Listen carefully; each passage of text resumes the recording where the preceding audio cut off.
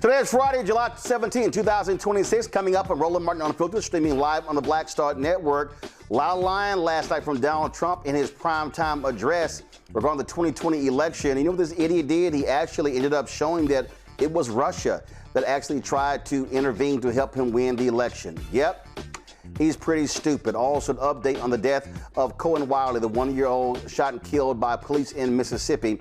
Also, folks, earlier this week, we told you about William Lawrence, Democratic congressional candidate in Michigan, who made some comments regarding black elected officials that pissed off the CBC. Well, he joins us on the show to explain himself. With November's midterm elections approaching, Bishop William Barber will join us to talk about their focus to have 1,000 marches to the polls when it comes to voting. Also, this weekend in Atlanta, big rallies are planned to celebrate the life and legacy of Congressman John Lewis. We'll talk to Barbara Arnwine of the Transformative Justice Coalition. A federal judge has allowed key racial discrimination claims to move forward in a lawsuit involving former black McDonald's franchise operators. We'll talk to one of those former owners.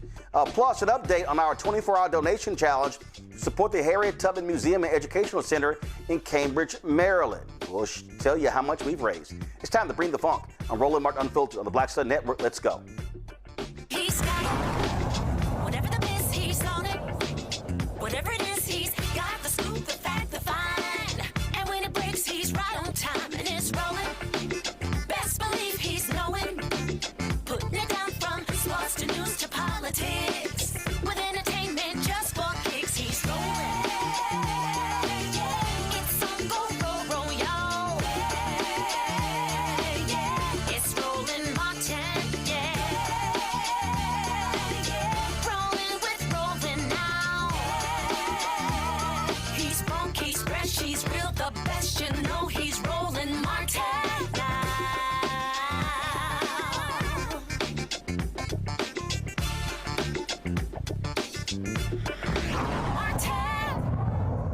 Well, primetime Thursday night, the twice-impeached criminally convicted felon-in-chief Donald the Con Trump delivered what's supposed to be a primetime address on voting irregularities in the 2020 election. Instead, it ended up being a 27-minute nonsensical rant on all sorts of topics. And then the teleprompter was just whooping his ass the entire time. Pretty hilarious to watch him slur through this speech with sheer stupidity. Watch.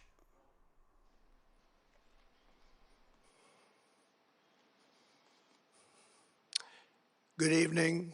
Before we begin, I'm proud to report that our country is safer, stronger, and far wealthier than it has ever been before. Had transgender for everybody, men and women sports, crime ravaging our cities, and the whole world was laughing at us as a nation, but not anymore. This week it was announced that inflation saw the largest monthly decline in more than 6 years. Just happened. It was just given out. The media reported it, and we accept it.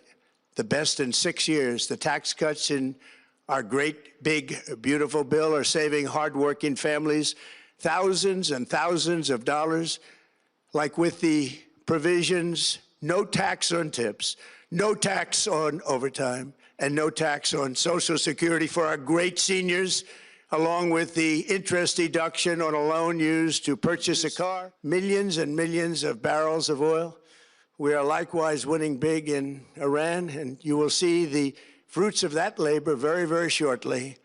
America is back and doing really well. The government strategy against the United States was focused on undermining domestic confidence in the U.S. president. They wanted to just make you sound like your president wasn't so hot, when actually your president has done a great job, and they did everything possible to do exactly that. Recently, we found significant numbers of burn bags in formation, and this is a group of bags that were used to destroy information given by President Barack Hussein Obama to be burned. It was supposed to be burned.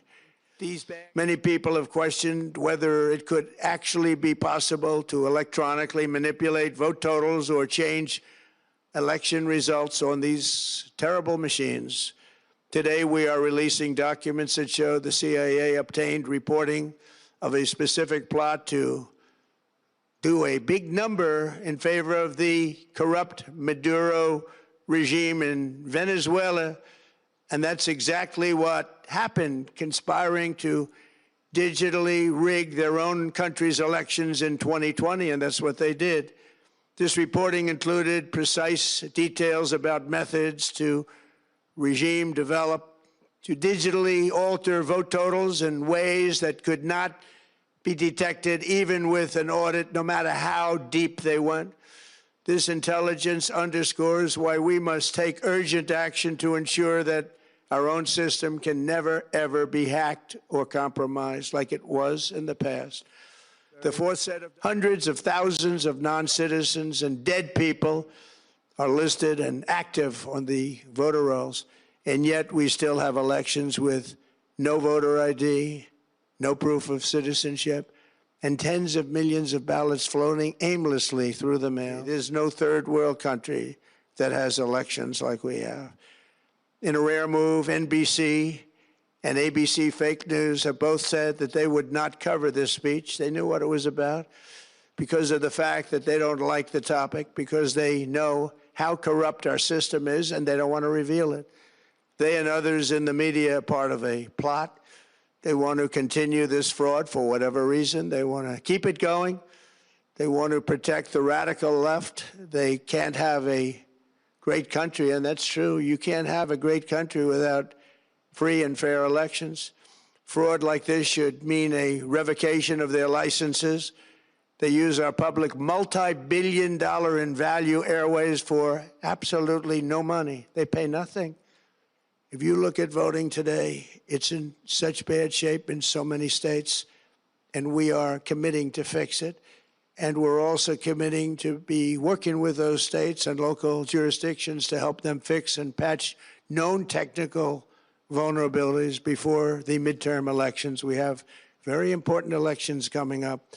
We want those elections to be honest. Demands that Congress must pass the Save America Act.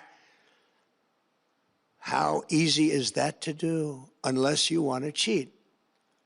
The only reason you wouldn't do it is you want to cheat because your policies are so bad and your candidates are so pathetic that you can't get away or can't get elected any other way. Could I have your photo, please? Photo, voter ID. All voters must provide proof of citizenship. Are you a citizen of our country, please? And hopefully there will be no corrupt mail-in ballots, which if you watched California and so many other places, mail-in ballots are inherently corrupt.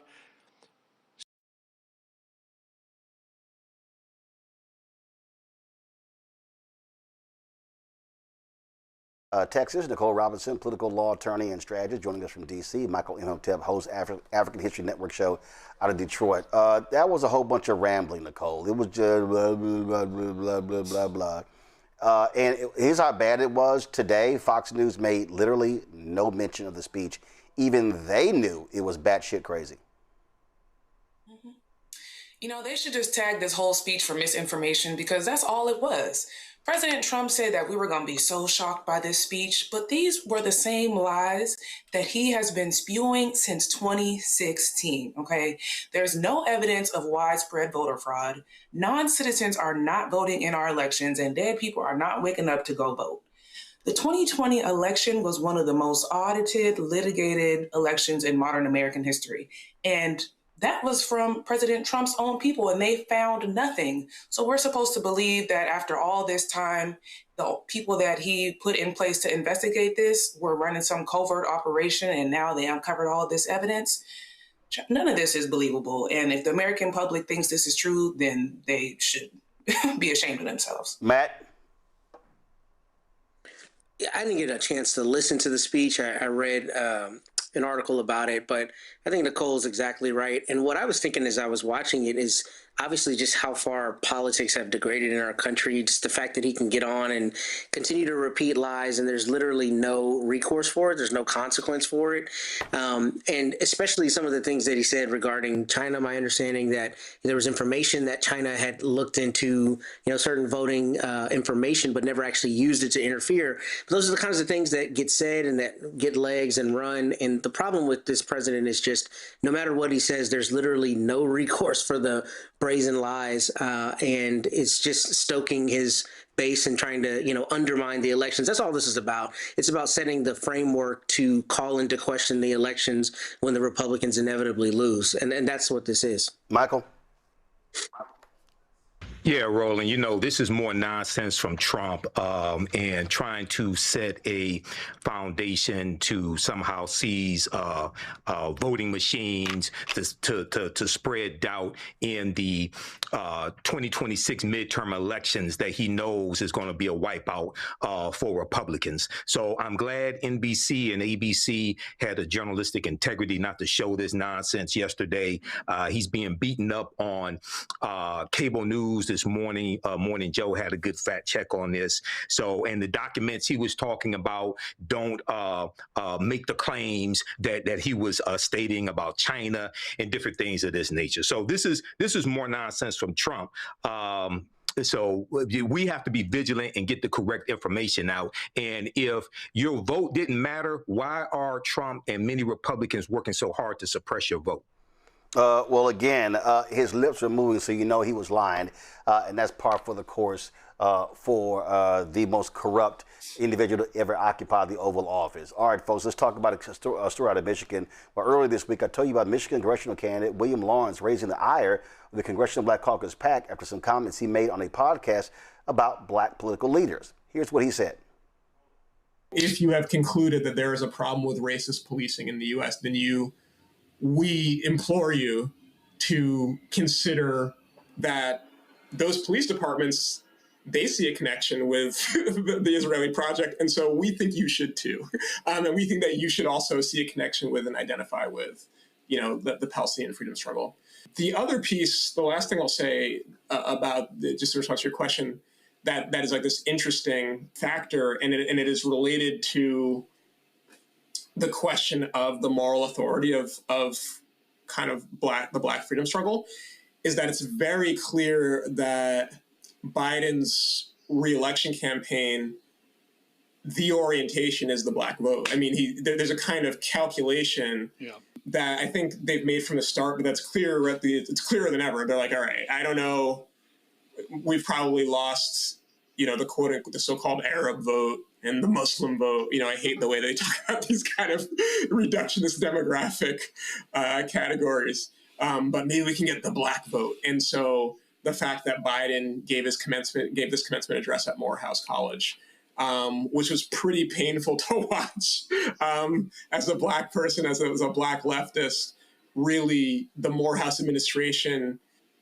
so in such a crass way kind of lend its platform to Biden in a way that was it's just so cynical. The move by the Biden administration it's so cynical to say, we know that the majority of Americans want a ceasefire. We know that young people in particular are absolutely appalled by U.S. support for Israel.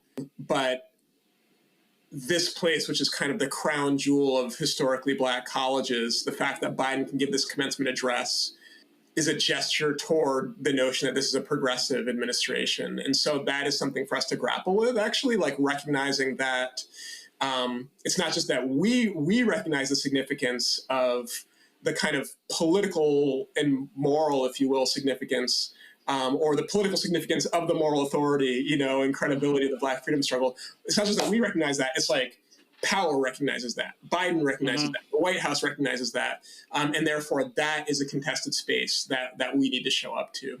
I mean, how do you feel? What do you think is the trajectory as a millennial Black leftist? It's not something I can talk too much about because I'm white and it's not my struggle. That being said, like the extent to which the older generation of Black political leadership are such of a pillar, frankly, for establishment, capitalist, imperialist, American power through their role, as this kind of traditionalist, establishmentist pillar of the Democratic Party, it's a big problem. It's a big problem for left politics in this country, and it gets us every single time, and it really defangs the white left, puts us in impossible positions. Really, it's very effective politically, and so I don't know. I'm curious, but we're also seeing now that unfortunately. Don't want anyone to vote for Trump, but like young Black people are falling away from the Democratic Party, and the support is not showing up in the same way. We'll see what happens in November. Once those remarks were reported, this is how the Congressional Black Caucus PAC responded. They posted this tweet to the HuffPost story. They said anyone supporting William Lawrence should denounce his hateful remarks and withdraw their support. Michiganders deserve better. Now, House Democratic leader Hakeem Jeffries was asked about this in his news conference on Monday. This is what he said. With the chair of the Congressional Black Caucus, y'all had that radio ad? Chair of the PAC, but those comments were brought to my attention, and they are deeply disturbing. Thank you. Have you had the chance to meet with Brad Linder? Now, that was, of course, his response, and already, of course, opponents of him jumping on this. This is a ad that Rolling Sea Action Fund, which is tied to the Congressional Black Caucus Political Action Committee, they dropped this radio ad in that race. William Lawrence, a candidate for Congress here in Michigan, actually said that Black political leaders are a big problem. It's a big problem for left politics in this country. A big problem, William? You can't be serious. This is the same Will Lawrence who claims to be a progressive, but he campaigned against Democrats and was part of a movement that helped Trump win Michigan, is now pointing the finger at Black leaders because they defangs the white left and puts us in, impossible positions, really. Yeah, you heard that right. Well, here's a reminder for William Lawrence. The same leaders, Black leaders, that have fought and bled for this country and this party are not a big problem. Except now, maybe for you. Michigan deserves better. Paid for by Rolling Sea Action Fund, RollingSea.org. Not authorized by any candidate or candidates committee. Rolling Sea Action Fund is responsible for the content of this advertising. All right, folks, joining us now is Lawrence, co-founder of the Sunrise Movement and a candidate for the Democratic nomination in Michigan's 7th Congressional District. William, glad to have you on the show. First and foremost, when you were talking about these Black pillars in politics, who specifically were you talking about? I painted with too far broad a brush, and that's what I regret because, I wish to be critical of anybody in office who has supported our wars and the war crimes in Palestine abroad. But speaking in the way I did, I shouldn't have ventured in that territory because I said, this is not really my place to say. When you hear yourself saying that, it's time to close your mouth, and I wish I had left it there. But I'm a strong critic of our foreign policy. And I have and will be critical of anybody who votes in favor of spending trillions of dollars on wars abroad while we can't afford housing and healthcare here at home. But the point I made certainly didn't reflect what I truly believe, which is that we need to build a strong multiracial anti-war movement to set our priorities straight as a nation. That's why I was carrying on this conversation with a Black guest about his organizing to organize, especially young Black people, in support of Palestine. But when you say that it really defangs the white left and puts us in impossible positions, what are those impossible positions? Really, the meaning there was that if we have an anti-war movement that is majority white, that's going to be a problem in a diverse country, because the most effective political movements in our country's history have been multiracial movements, and many of them have had, strong Black leadership at the forefront. And so because I was talking to my guest about, his work on the so-called Black left to organize young Black people, I counterposed that, with that which we who are white, the ways in which we cannot, do this effectively without having a multiracial movement. But again, a white left is not a project I'm interested in building. I don't consider myself to be part of a white left. I'm here to build a multiracial democracy that can actually live up to our country's promises. And that's why I'm committed to working across the boundaries of race and class so that we can do that together. Well, I dare say that if I look at progressive politics over the last, let's say, 50, 60 years, you've had African Americans really leading that more than the white left. One of the issues that we've seen is that many folks who are white and Democratic have not been wanting to fully embrace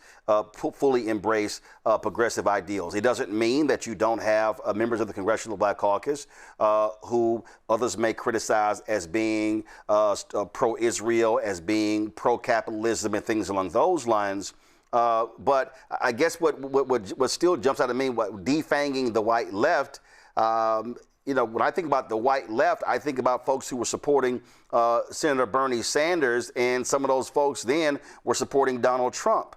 And you have this sort of back and forth where you've had African Americans often challenging the white left, saying, hey, where are you when our issues are on the table? I think that's completely right. And, the fact of the matter is that, most white elected officials in Congress are actually Republicans. So there's also that matter, is that they're completely on the opposite side of the issues and the values that you and I share and agree upon. So again, this was in the context of a 10-part series that was examining different angles of our foreign policy and the need for a stronger anti-war movement. This episode was specifically focused on the way that these issues are playing out in the Black community, which I was discussing with my guest. But to sound as if I was saying that, certainly my intent was never to say that Black elected leaders are uniquely culpable in our foreign policy around the world, because that is not the case.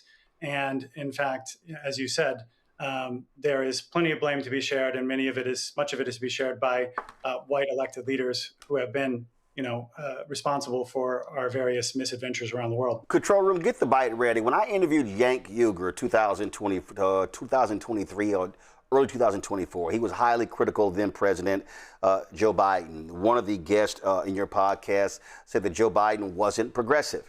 And I remember in my interview with Cenk, he held up that how he saw, in terms of who he saw really as the model progressive or the model progressive candidate for the far left, or whatever you want to call it, was Senator John Fetterman. Listen to this. How does Beto O'Rourke lose to Ted Cruz by 2.5 points? Comes back. Same Beto, same fire breather, same passion, same hard campaigner, same big fundraiser, loses to Greg Abbott by 11 points. Yeah. No. So first of all, Beto, not a fire breather. Look. Well, come on, Jay. My goodness, how much? It's not like Beto was a passive dude compared to other Democratic candidates. Yeah, I know, but Roland, we're talking about a different level here. So let me explain what I mean. So when you say paid family leave, for example, that sounds boring. And then people are like, hey, what is that? And if you go, hey, I'm in favor of it, you're not going to get the 84% animated. You might get them to go, oh, yeah, that makes sense, and I like that. But then that's if they hear, but most likely they will not hear. Here's how you say it to get people's attention. Why do Republicans hate moms? They claim to be pro-life, but they hate babies and moms. Now, everybody in the press, if you're as large as Beto O'Rourke was, would cover that story. And they say, oh, that's an outrage. How can you say that Republicans hate moms? Well, they won't even give them 12 weeks off. They won't give them a day off after they deliver a baby. It is true that they hate moms on behalf of corporations who are all paying them through campaign donations. But Democrats never say that. They never even go to the number one issue that they could use against Republicans, corruption. And the reason they don't go to that is because they also take corporate cash. So if you have a clean, progressive candidate, and this is the giant if, though, Roland, which is that the press pays attention to and is willing to hear out, and then the country will hear these. But you can't just whisper it. And Beto is not enough of a fire breather. He hired the same campaign manager as Joe Biden. When his campaign was over, she went to Joe Biden. These are super moderate consultants that advise all of their Democratic candidates, shh, don't be impolite. Are you nuts? Donald Trump already won the election. He's almost certainly going to win this next one. And he's the most impolite guy in America. So wake up, Democrats. So the candidates you're describing, who are they? Like, for instance, right now, name me 3 candidates that have won statewide that fit your description of being this fire breather. If a Beto wasn't in that category, who? So there's only one that comes close, and that is because several generations of Democrats have been taught and trained to be obedient, to be civil, do not cause any good trouble, do not cause any trouble at all, lay down and they'll let the Republicans run over you.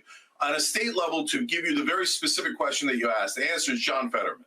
And he beat the hell out of Dr. Oz when he couldn't even speak, when he had a stroke and everybody saw he couldn't speak. Why did he beat the hell out of Oz? Because he was impolite, because he made fun of the brother 24/7. He crushed him. He was merciless. And if he hadn't had that stroke, he'd probably be the next president.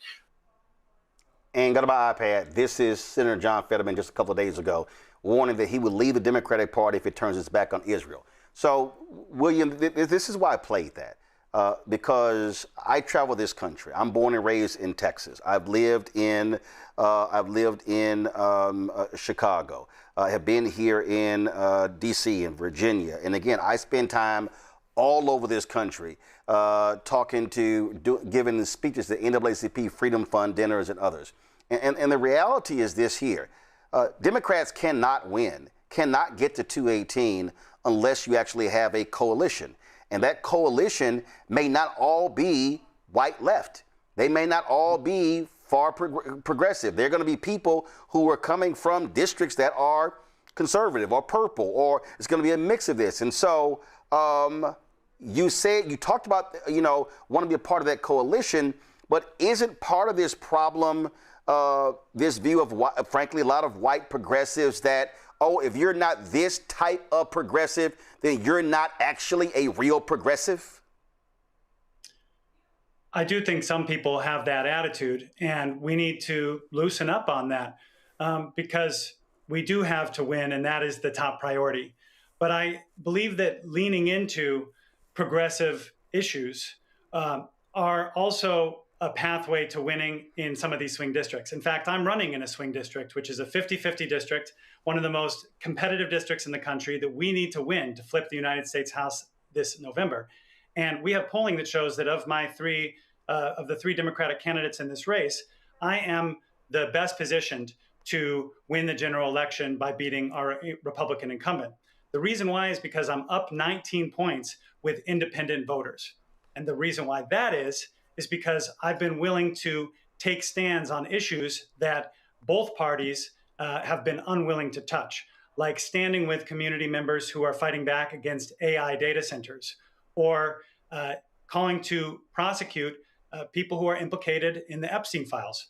Both of those issues are deeply popular across the political spectrum, independent, Democratic, Republican. You can call it progressive, you can call it whatever you want. But those are issues that I've been focused on because I'm a coalition builder and I'm a listener. And those are issues I've heard people deeply concerned about. And that is putting us in strong position to go win this general election on November 3rd after the primary on August 4th.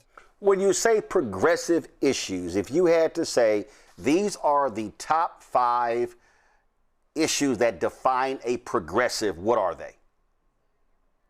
I think it's standing with working class people against entrenched economic power. It's supporting. Hold 1 second. I want you to unpack that. What does that mean? Stand with working class people against entrenched corporate power. What does that actually mean? What does that look like? An example of that would be passing the PRO Act, which makes it easier for every worker and their coworkers to form a union, which is how we can all fight back and get the rights and dignity and job security that we deserve in the workplace. So that's one. I would say that Medicare for all is a priority for many progressives around the country, as well as me, because we believe that healthcare should be about delivering high quality healthcare to everybody rather than delivering profits to billionaire CEOs and investors in the health insurance companies who actually profit by denying our claims. I would say that opposition to endless wars around the world, and in particular, stopping to arm Israel so that we can end this genocide in Gaza and have a lasting peace in Israel and Palestine is obviously been a core priority over the last several years. And I don't know if it's progressive or not, but in some ways I think it's conservative because I want to conserve Michigan's water against AI data centers and conserve our communities. But I think there are also many progressive candidates around the country who have been willing to stand up to big tech and say no to these data centers because they can see how this is another avenue where very rich people in Silicon Valley and Wall Street are coming in and making decisions to decide the future of our communities without say so from the bottom up. And that's true whether it's in Mason, Michigan, where it's mostly white people, or in Memphis, Tennessee, where it's mostly black folks. The thing we have in common there is that we all want to be able to determine the future of our own communities rather than have some rich people from Silicon Valley or Wall Street do it for us. There were a lot of progressives who said Joe Biden is not a progressive. True or false? A lot of people did say that. Do you believe he was progressive? I think he did a good job of bringing progressives into his administration. I was a supporter of, and let me just tell you a little anecdote about that. I was a supporter of Senator Bernie Sanders in 2016 and in 2020. But when Bernie lost the primary in 2020, and I was at Sunrise Movement, we were among his core supporters. We got invited to something very important, which was called the Bernie Biden Unity Task Force, which was where supporters of Biden and supporters of Sanders came together to negotiate a general election agenda that could win in November and defeat Donald Trump. That's how Biden's Build Back Better agenda really emerged. It took some of the best ideas of what Bernie had been fighting for and then brought them in to Biden's platform. Not all of them, it was a compromise, but brought a lot of those ideas in. And then that gave progressives something real to fight for to go win and beat Trump in November. So I think that that's how politics works at its best is, we all stake out the positions and we fight for what we believe. And the primary process is one of the major places where that happens. But when it comes time for the general election and then the process of governing, we all have to come together to find common ground and focus on the greater enemy, which is defeating Donald Trump and the Republicans who are trying to absolutely destroy our democracy and our most basic rights and freedoms. You just said greater enemy. And I sometimes believe that progressives are so pure that if they don't fully get all that they want, they would rather step away, sit out, spend lots of time condemning their own. And look, I totally understand. You push and push and push and push. You push as hard as you push to get as much as you can, but sometimes you don't get that. But I also believe that you can't do a damn thing if you're in the minority. And, do you believe that that's a problem that progressives also have in that they've also shot themselves in the foot by being such purists? I think back to 2016. And listen, I get people who were critical of Hillary Clinton, but it was Hillary Clinton or Donald Trump. That was the choice. And I think a lot of progressives, a lot of white progressives were yelling and complaining on social and on media, other places, stayed at home, did not vote, and then ended up Trump getting there, and he got 3 Supreme Court justices. I completely agree with you, Roland, that that's a problem. We got to understand that, there's levels to this. The primary is one stage of the process, and that's where we air out our differences and fight hard, fight with integrity for the direction that we think the Democratic Party should take. And then when it comes to the general election, that is when we have to go. And even if you don't like Clinton or Biden or Harris, as it were be, I voted for all 3 of those folks, even though I had major disagreements with all of them. And I encourage my friends and family and many others to do the same, because there is so much at stake, and we cannot afford to allow Trump and the Republicans to win because of their agenda. So I do agree that there are times that has happened. And I've been one of those people who has been working to say, hey, look, folks, there's no purity in this. We have to be able to accept what some call the lesser of 2 evils, if you want to see it that way, when it comes time for November elections, because the Republicans are coming for it all. They're coming for it all. And we can't afford to give them an inch. Questions from my panel. Michael, you first. All right, William. So I've heard you talk about foreign policy some, and you've talked about funding the war, Israel against Palestine, things of this nature.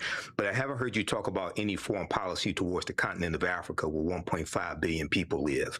We know USAID, the cuts from Doge, 780,000 people worldwide have died. A large portion of them are on the continent of Africa. So what policies do you have on your platform towards, or that you would support towards the continent of Africa? Yeah, great question. Thank you.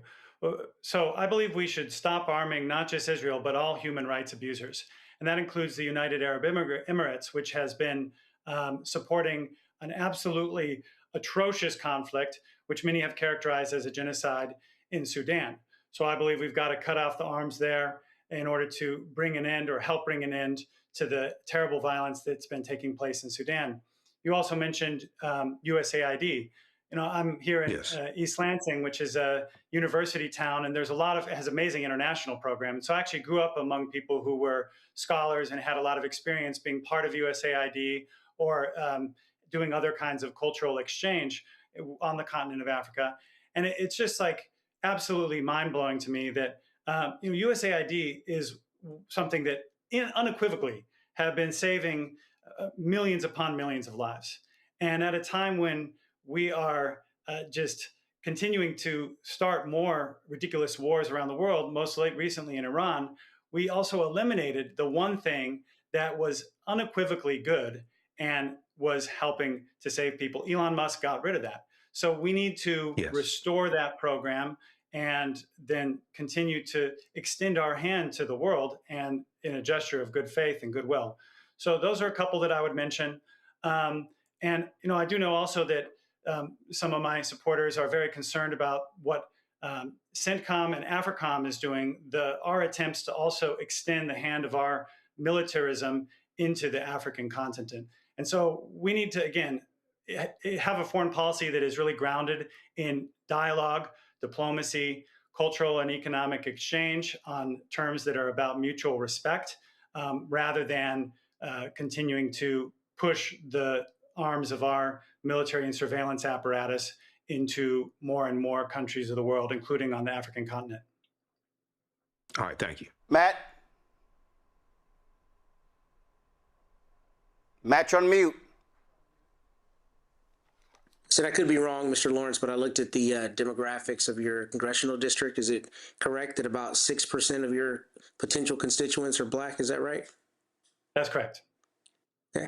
I ask because, candidly and respectfully, it seems a little bit like you got, kind of caught with your comments and are now walking it back. And it seems like that's a little bit of a political sacrifice you maybe thought you could make, considering how few people in your congressional district are Black. So my interest is in what has the reception been in the congressional district, and how can those potential constituents have trust that you're actually going to serve them and not think that they are, expendable.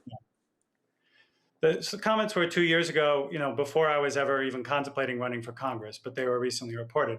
But what I'll say is that, I am glad to have done a lot of work before I was even running for Congress, alongside members of the Black community here in Lansing, especially my work for housing rights and to build more affordable housing, to protect tenants, to prevent evictions.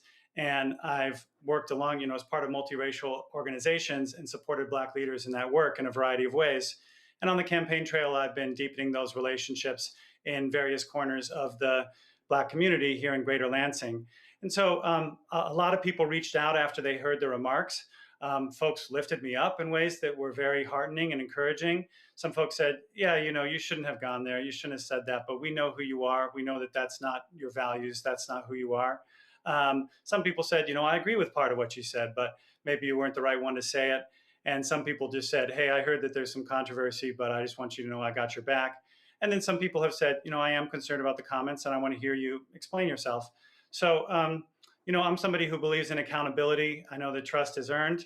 And I have done this over the course of my career as an organizer and coalition builder, showing up in spaces where, I may not be trusted because of, my background or who I am. And then you have to show people who you really are.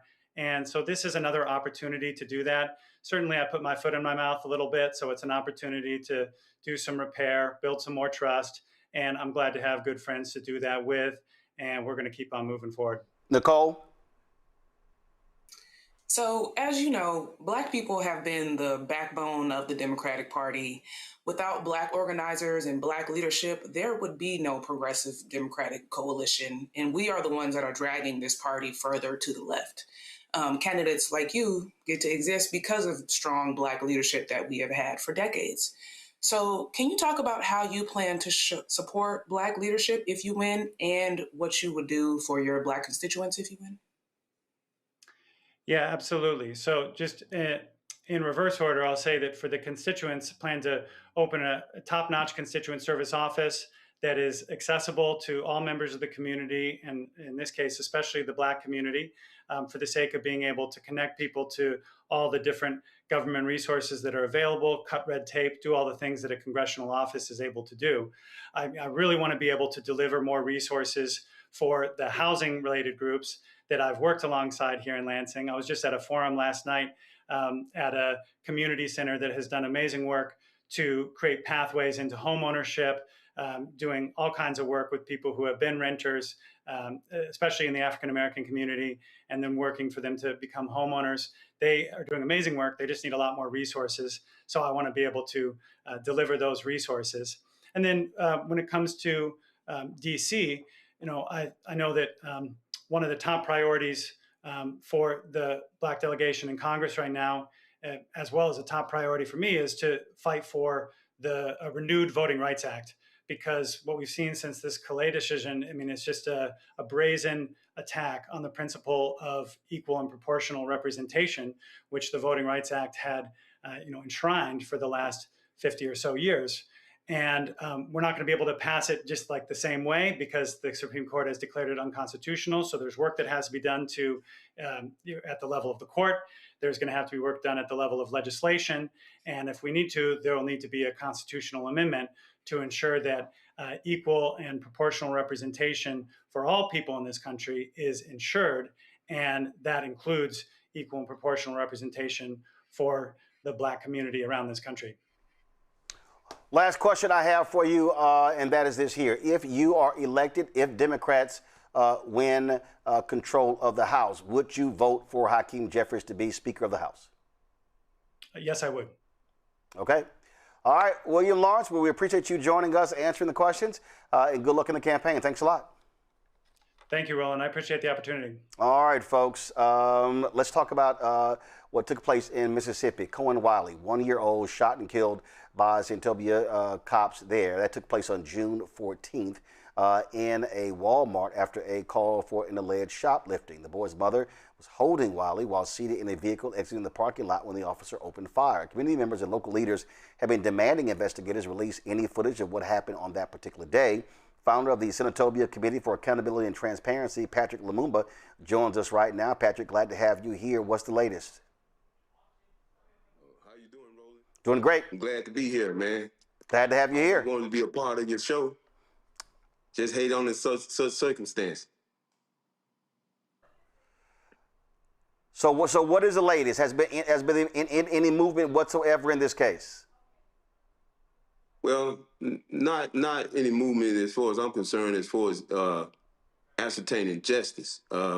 We have a stiff wall of what we call white supremacy codified conduct here that we're trying to peel through. So as far as getting justice for Kohen Wiley, it's very little movement, but we are organizing to apply more pressure. Is the protest or the boycott of Walmart, is that continuing? Well, actually, it was a one-day type deal that happened today. That was not organized by SCAC, but it was organized by other protesters that have been protesting alongside of us. But we are planning. We are in the making of planning a more protracted approach and boycott of the Senatorial Walmart. How would you characterize the community since this has taken place? Has this been something that has brought folks together around this central issue? Most definitely, it has, in a way that I haven't seen since 1987. I grew up here, Roland. I lived my whole life basically in Senatobia, Mississippi. And it has galvanized our people to the point where we were in 1987, where we had serious boycotts in this town, because this is not an isolated incident in this town. This town had been an epicenter of systemic racism, and we are here now in 2026, and the people are galvanized, and they most definitely seeking justice for Kohen Wiley. What do you want folks outside of Senatobia to do? What type of support have you had? Specifically, you've got the national president of the NAACP, Derek Johnson, who lives right there in Mississippi. Have you seen the NAACP state conference, a national body, or other national organizations come to Senatobia or offer their support? Absolutely, absolutely. We have been intricately involved and engaged with the NAACP. The NAACP on the state level had become very involved. The executive director, Charles Taylor, had become very involved. We have people, Kabir Kareem, with the chair of the Congressional Black Caucus here in Mississippi. They have become very involved, very engaged. We have yet to hear really from Benny Thompson, but we do expect, and I have gotten word that he is backing us, in this effort. But we have a statewide involvement with our strong Black organizational leadership in this state. What would you, for folks across the country, what would you like for them to do to stand with y'all? To deposit in some form or another. Make a deposit here, because where we at right now, Roland, is a Black baby was killed with a state-sponsored bullet. Absolute lack of accountability. And I think it's about Kohen Wiley, but it's actually bigger than Kohen Wiley, because Black humanity is at stake right now. I mean, these people have went as far as to kill a Black child with a state-sponsored bullet. So I think the humanity of Black people is at stake. And I've been on record as to say and quote that we having our own Emmett Till moment today, right here in Senatobia, Mississippi, in Mississippi, the heart of the South. We having our own Emmett Till moment. And I think the universe has gave us another opportunity as Black people to stand for our own humanity right here. I mean, if we allow people to take our children, state-sponsored bullets, tax-paid bullets that we pay for, then what level of humanity are we expressing? So it's not a Mississippi thing. It's not a Senatobia thing. It's a Black people thing right now. And that's why SCAT was formed organically, to give us the political apparatus to begin to engage this system of basically racism, white supremacy, and systemic racism. So I'm asking people all over the nation to become involved with what we got going on here in Mississippi, because Mississippi is still burning. Mississippi is still burning, and we're going to have to put out some of these fires. If people could reach you, where do they call, email, what do they do?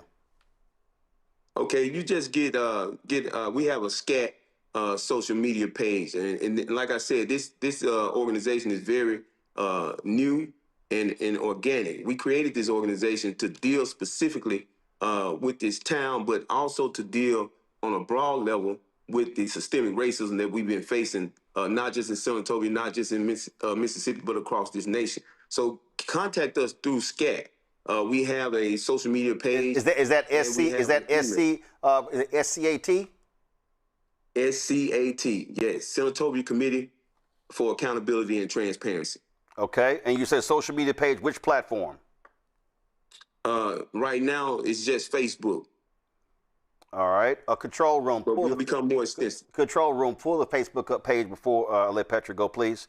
And so I want to show that so folks can see that where they can communicate directly with y'all. You talked about. So what's the next action y'all plan to take there in Senatobia? Well, the next action that we plan to take, Roland, we plan to go back before the city council. We have had some very volatile confrontations with this city council. Like I said, we're in Mississippi, and Senatobia had become a bedrock, for this white supremacist political resistance. So we have had to literally take siege of the city hall, to get our points across to the city government here. But we will be constantly in front of the city council. This Tuesday, we'll be back in front of the city council, our organization, SCAT, to apply more pressure. And like I said, we're organizing with state people all across the state about formulating a actual boycott of Walmart, which we think is basically in compliance with the Senatobia Police Department. And, what other reason would they withhold the surveillance video? We need that video.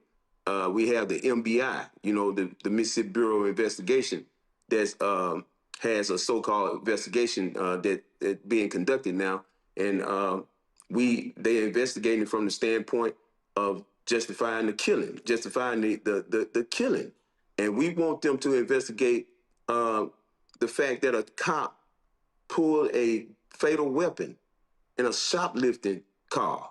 And that's never happened. I mean, the worst thing that can happen to you, as long as I've been in Senatobia, Mississippi, Walmart policy, if you stole anything, and this still is an alleged shoplifting. Nobody was ever charged for shoplifting. The worst thing that can happen to you, the shoplifting in Walmart, is that you get walked out in handcuffs. And that's the only thing that Officer Hunter Foster should have been pulling out that day was some handcuffs. But whatever compelled him to pull the most fatal weapon in his arsenal out and kill young baby Kohen behooves me. But one thing about it, we looking for justice, and justice don't come in the form of money. Money is not a proper compensation for black life, and we looking for real justice. All right, Patrick Lumumba, we surely appreciate it. Pull the page up, y'all. This is the SCAT Facebook page, and so y'all can follow them right there. Patrick, we appreciate it. Keep us abreast of what happens next. Thank you, Roland. Folks, going to a break. We come back. We're going to talk with Bishop William Barber about his call for 1,000 marches nationwide to the polls. We'll have that conversation. We'll also hear from Barbara Arnwine as they're planning the John Lewis events this weekend. Mass rally taking place Saturday in Atlanta. We'll be streaming it right here on the Black Star Network as well. Plus, George Johnson, the pioneering hair care CEO, laid to rest in Chicago. We'll play for you what John Rogers, founder of Arrow Capital Management, had to say at his funeral at Trinity United Church of Christ. Lots to hear, lots to cover in our second half of Roland Martin Unfiltered. We'll be back in a moment. Don't forget to support the work that we do. Join our Bring the Funk fan club. Our goal is to get 20,000 of our fans contributing on average $50 each a year. As $4 and 19 cents a month, 13 cents a day. That would raise $1 million to offset the cost of what we do every single day on this show. Not just this show, but also the other shows on Black Star Network. We've got 5 other shows. We're adding a 6th show in August. And so your support is critically important. A lot of y'all are on YouTube. If you're on YouTube right now, hit the like button, y'all. We should be over 1,000 likes every single show, okay? And this is important because, again, we don't have millionaires and billionaires cutting us checks. I told y'all, of all entertainers I know, only 2 have actually made a monetary donation to this show. And so we cover black issues. We center black folks. We talk about stuff that other folks do not talk about. And so your support is critical. Please support us via Cash App. Use the Stripe QR code. You see it right here on the screen. It's also for credit cards. Of course, checks and money order. Make it payable to Roland Martin Unfiltered. P.O. Box 57196, Washington, D.C. 20037-0196. PayPal is R. Martin Unfiltered. Venmo is RM Unfiltered. Zelle is Roland at RolandSMartin.com. Roland at RolandSMartin.com or Roland at RolandMartinUnfiltered.com. Henry, go ahead and go to a wide shot. Just so y'all know, I'm not joking. Literally, I went to the post office come on, no, give me another shot. So all of this is mail that we have. All of this, I went to the post office, and so I got y'all. These are the people who don't do PayPal, Zelle, and Venmo. And so if y'all send a payment, hey, give me some time, because y'all know I got to sit here and I got to open all this stuff and deposit it, but I appreciate it. And so thanks for y'all support of Roland Martin Unfiltered. Back in a moment. All right, folks, let me tell you about Chapter. Now, if you're on Medicare or about to be, the system is not set up to work for you. Too much fine print, too many plans, and too many people making money off of your confusion. And look, we're used to this. We're no strangers to systems that don't have our best interests at heart. But we don't have to accept it when it comes to Medicare. That's why I'm telling you about Chapter. Their advisors are independent and honest. In fact, they're the only Medicare advisors that compare every plan nationwide. And they're focused on one thing: what works for you. If there's a better plan out there, they'll find it. If you're already in the right one, they'll tell you that too. There are no games. Just last year, people who switched with Chapter saved an average of $1,100. It's 20 minutes and a real person. It's completely free. My parents actually have already called. My mom sent me a text. Folks, give Chapter a call at 724-264-8281, 724-264-8281, and connect with someone you can trust. Folks, these are the kind of services that we need for our audience here at Roland Martin Unfiltered and the Black Star Network. So call Chapter right now, 724-264-8281. My name is Bill Duke, and you're watching Roland Martin Unfiltered.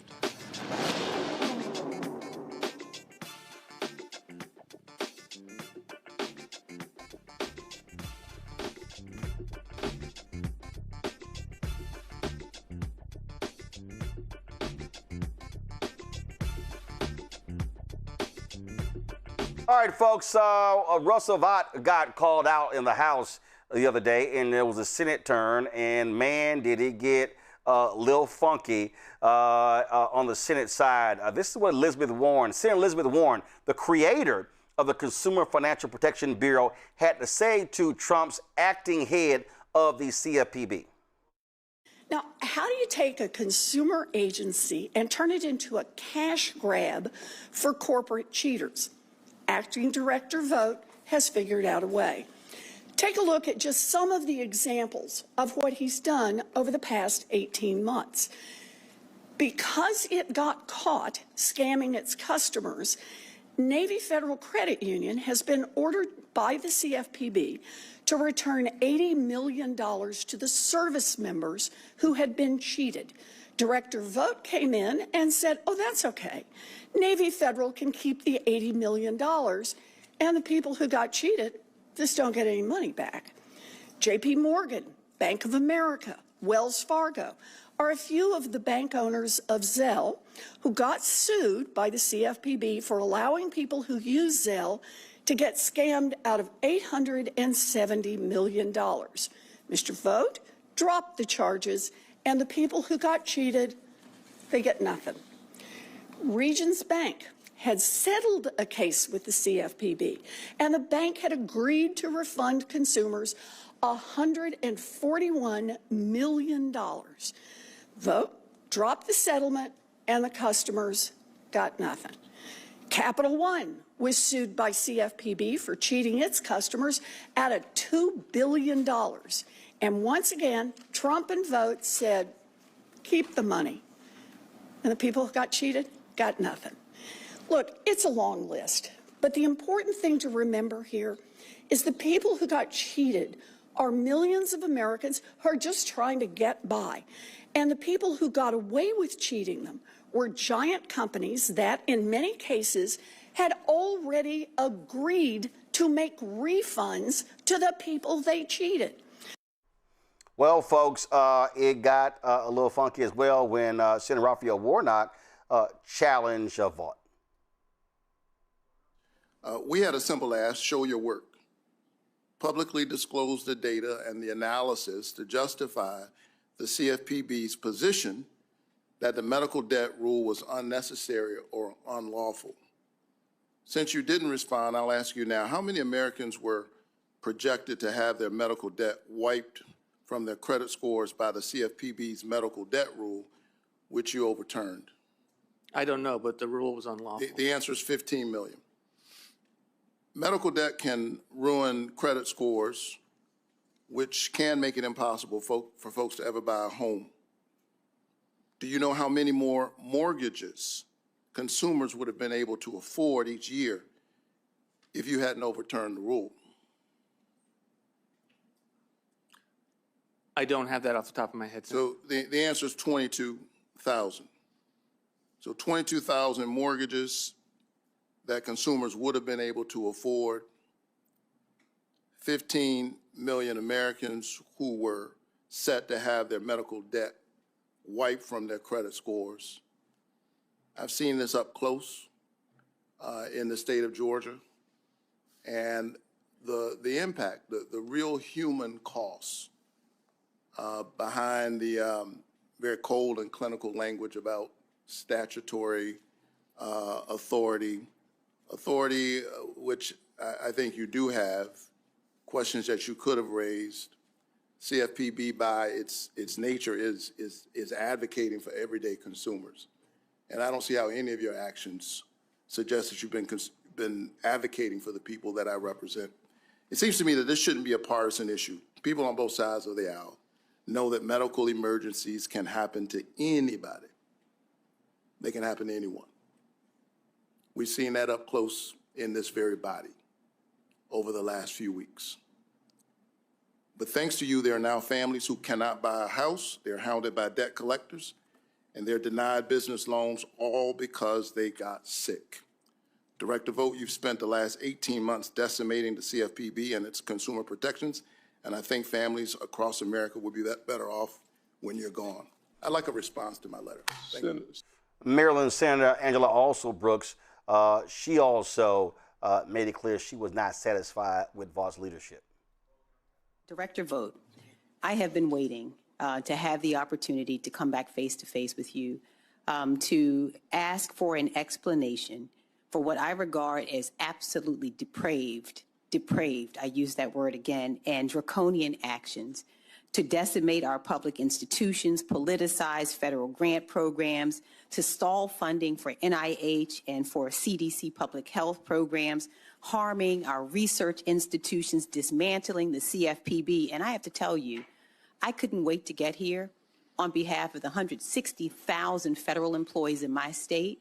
The actions taken toward our federal employees has been evil, absolutely evil. And it is the most galling aspect of what I regard as shameful tenure at the OMB as director has been your outright animosity and blatant hostility toward our federal workers. And I haven't made this up. In fact, I'm going to read your own words that you famously said without remorse. You said, we want the bureaucrats to be traumatically affected. When they wake up in the morning, we want them to not want to go to work because they are increasingly regarded as the villain.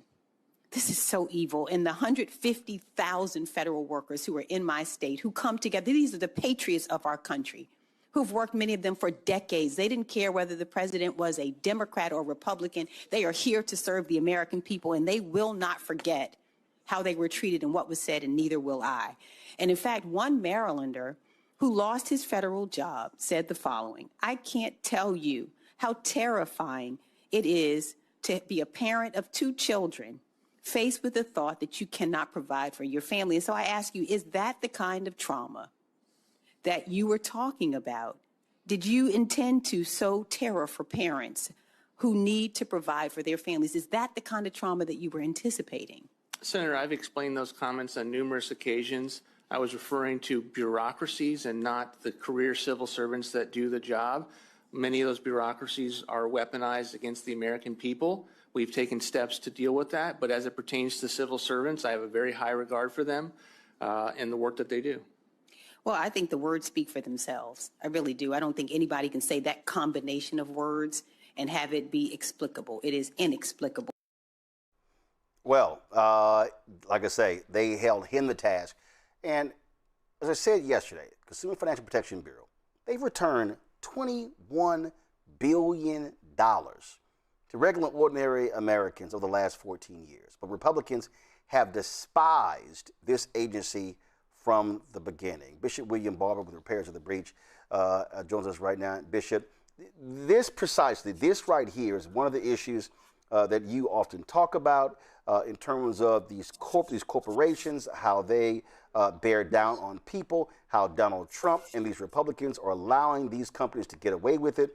As Elizabeth Warren laid out in her testimony, they have returned millions and billions of dollars back to companies, and Donald Trump allowed them to get away when they were fined. Oh, y'all ain't got to pay the money back. Let them off the hook, and regular folk get screwed.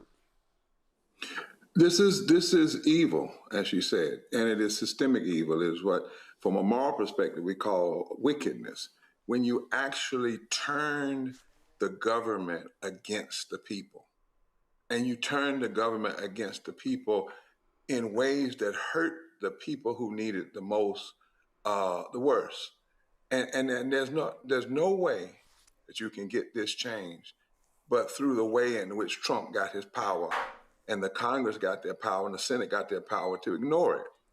And that is by having what I like to call a massive movement vision vote born from the states up, because we have to remember that this president got his power with about 2 million vote margin in a country where 90 million people didn't vote. The United States House of Representatives is the majority it is because of 7,000 votes in a country where 90 million people didn't vote. And we have the power to begin, not in, but in the midterms, to begin to shift. And I'm not being partisan, I'm talking about just people using their votes. And this is the kind of thing that 2 things must happen. This kind of information must come out, but also any politician that's running needs to take one more step and say, if I had the majority, this is what we would do. You know what I'm saying, Roland? They have to go to that next level. Critique, make it how blatant it is, but then flip and talk about how much different it would be in exact terms if, in fact, they had power. And that point there, because what you're seeing here, you are literally seeing Trump and Republicans allow for massive corruption to go on. The looting, I said just the flat out raping and pillaging of the federal government is happening before our very eyes. I mean, the stock trades, the insider trading, the giving of loans to his family. Now his Truth Social, they're going to be selling to Wall Street advanced access to Trump's Truth Social posts that will allow them to make bets on Wall Street on public policy. He's announcing on Truth Social. Just gross corruption the Supreme Court allowed. And I think the argument that has to be made is that if you are Democrats or if you are a conscious Republican, what you should be doing is going to the American people saying they're getting rich and they're screwing you and they're not looking out for you, whether you're inner city or rural. It doesn't make any difference. This is worse than Citizens United. I mean, this is actual thievery and robbery. And then, Roland, is something else. It is breaking the government in a way because they did it with the tax cuts. It is breaking the government in a way that whoever takes over, if you don't stop this soon, will not have revenue to do the things that need to be done and to move the government forward. I mean, this is quite sinister. But you know, they said that's what they were going to do.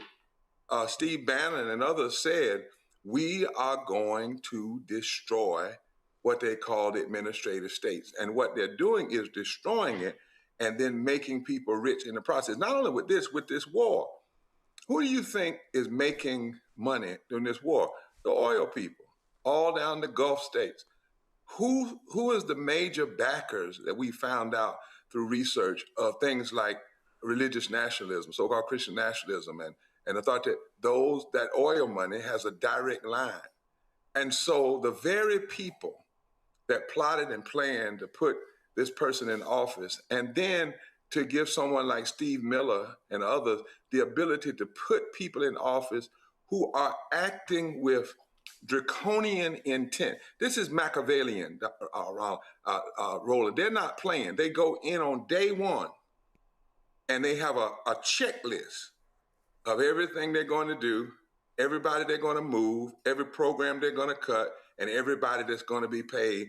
And we have to make that clear, because that's one thing that Americans, regardless of race, creed, color, and sometimes party, get upset about, is when they know and can tangibly see that they're being robbed and pillaged and stolen from. You have talked about, and you and I discussed this numerous times over the last several years, that marches have to have a purpose. And it has to lead to something. Having a march just because makes no sense. I remember, look, I was at the Million Man March when it took place in 1995. Then I remember that the 10th anniversary march. And one of the things that I said then was, there's no need for everybody to come to D.C. I said, you can have a D.C. event, but you need to have events happening different places all around the country. Everybody talks about August 28th, 1963, the March on Washington for Jobs and Freedom. What folk don't remember is that there were some 600 activations around the country on the same day. Not everybody came to Washington, D.C., and you're making the point that if folks are going to be planning marches in August, September, October, it really should be planning marches to the polls, or before even marches to the polls, planning marches to voter registration. That's right. Planning marches to have voter registration and having rallies that help people to understand what's going on. Listen, 600 actions going on that day, and 600 movements were happening around the country. We cannot grandiose and have this nostalgia about 63 without understanding. The movement had been broken apart, but they had what would be the 64 Civil Rights Act had been proposed. And what Bayard Rustin said is, we got to pull everybody together to make sure this legislation doesn't get stopped by Strom Thurmond and Jesse Ham. And they pulled unions, they pulled civil rights groups together. Now, there were some flaws. They left women out, so forth and so on. But it was an agenda. That's why it was for jobs and freedom. It wasn't just one issue. They had an agenda. They wanted to raise the minimum wage by 75%, index it with inflation, raise more money for public education. They wanted fair housing to be in the Civil Rights Act, which is why later we had to have the Fair Housing Act. They wanted voting rights in the Civil Rights Act. They wanted non-discrimination in federal contracts. There was a clear program, and it wasn't an election year. And to talk about this is not to knock people, it is to help us understand. And in fact, on that day, Diane Nash and other people went to Selma, Alabama, to plan what would later become the Selma to Montgomery March. What we're saying and what we've announced with 30 some other groups and organizations like the Christian Church Disciples of Christ, AME Zion Church, others have joined us, is that what we need is to have, on the first day of early voting and through election, marches to the polls in the states. That's where the power is. The power is of such that if you turn out 10 to 20% of infrequent voters, particularly poor and low-wage voters, in the states, you can fundamentally shift and overcome much of the gerrymandering that's been done to deny power. But you can't do that if you take $2 million or however million, pour it into people coming to DC. We need that money to go into buses and vans and organize. So we're calling for 100 days from August the 3rd, from July 27th, all the way through Election Day, 100 days of mobilization. People can do what they want to do. This is not a knock, but it is about strategy. Imagine what would happen if on the first day of early voting, you had 1,000 marches, 1,000 of them all across the country. You had neighborhood councils marching. You had fraternities, sororities to the polls, and in states, churches to the polls, in states where they have same-day registration and early voting. Imagine how conspicuous that would be and how it would begin to give people courage to overcome their fears. We're going to have to be conspicuous because Trump and his people are not through messing with this election.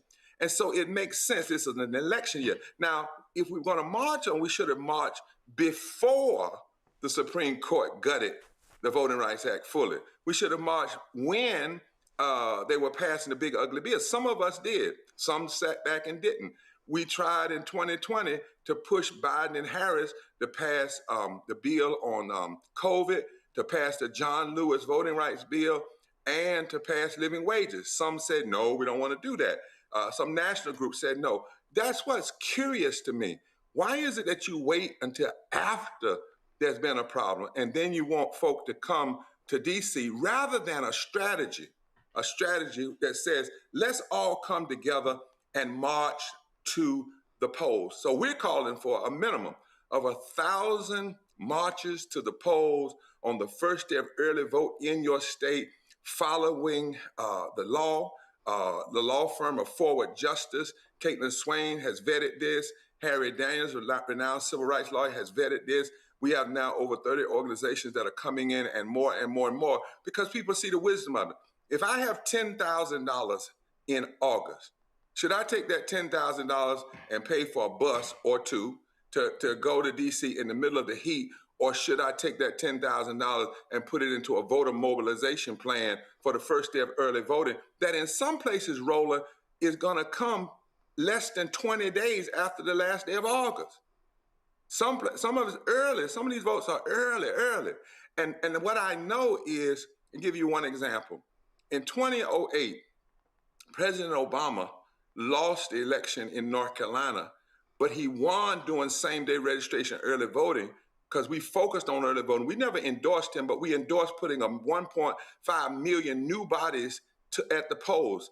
And he lost on election day, but then won because of the margin that was pushed during early voting. This is about strategy. We're not playing here. This is not a game. This is not about somebody just doing a speech, somebody just telling us that people are attacking our voting rights. We already know that. This is not about just showing unity. Let's show unity by marching to the polls. On the first day, 1,000 marches at a minimum, and then keep on doing it through that. Imagine churches, last thing, imagine if a church says everywhere starting in that congregation and everywhere 2 to 3 miles around that congregation, we're going to march to the polls. We're going to be conspicuous. We're not going to violate any laws. We're not going to take campaign materials to the polls that you're not supposed to do, but we're going to put our bodies on sidewalks, in the streets. We're going to do it legally, and we're going to say, our votes matter. And what if, lastly, we say we're marching for not just what we're against, but what we're for? If we're for ending war, if we're for living wages, if we're for health care, if we're for restoring the Voting Rights Act federally, not just state by state, if this is what we're for, that's why we're marching to vote. And that's all that we're saying.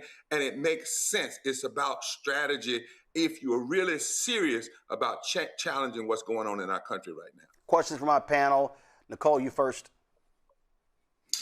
So we've seen the Trump administration try to stop mail-in votes, promote gerrymandering, try to get DOJ to threaten election officials. And now President Trump is trying to say that if you register to vote, China is going to steal all your information. They've also talked about sending armed federal agents to the polls, even though we know that's illegal. So, I mean, how are you getting voters to stay encouraged, to know that they're going to be safe at the polls and that their votes count? there's a lot of hurdles to overcome here. So what are we doing about this? I'm glad you asked that question, because the Bible says there is, in the multitude of counsel, there's safety. How did we do it in the civil rights movement? We walked together. We didn't go alone. And that's why we need to do this, so that people can see it's okay. They need to see a conspicuous effort of bravery. We need to go. People went in the face of worse in our past. We need to go. We need to keep coming. We need to have the lawyers marching with people, going to the polls. The last thing we need to do is not have this and have people going individually by themselves, because it's more easy to discourage them. Imagine if people that are afraid was to see the news on early voting go something like this.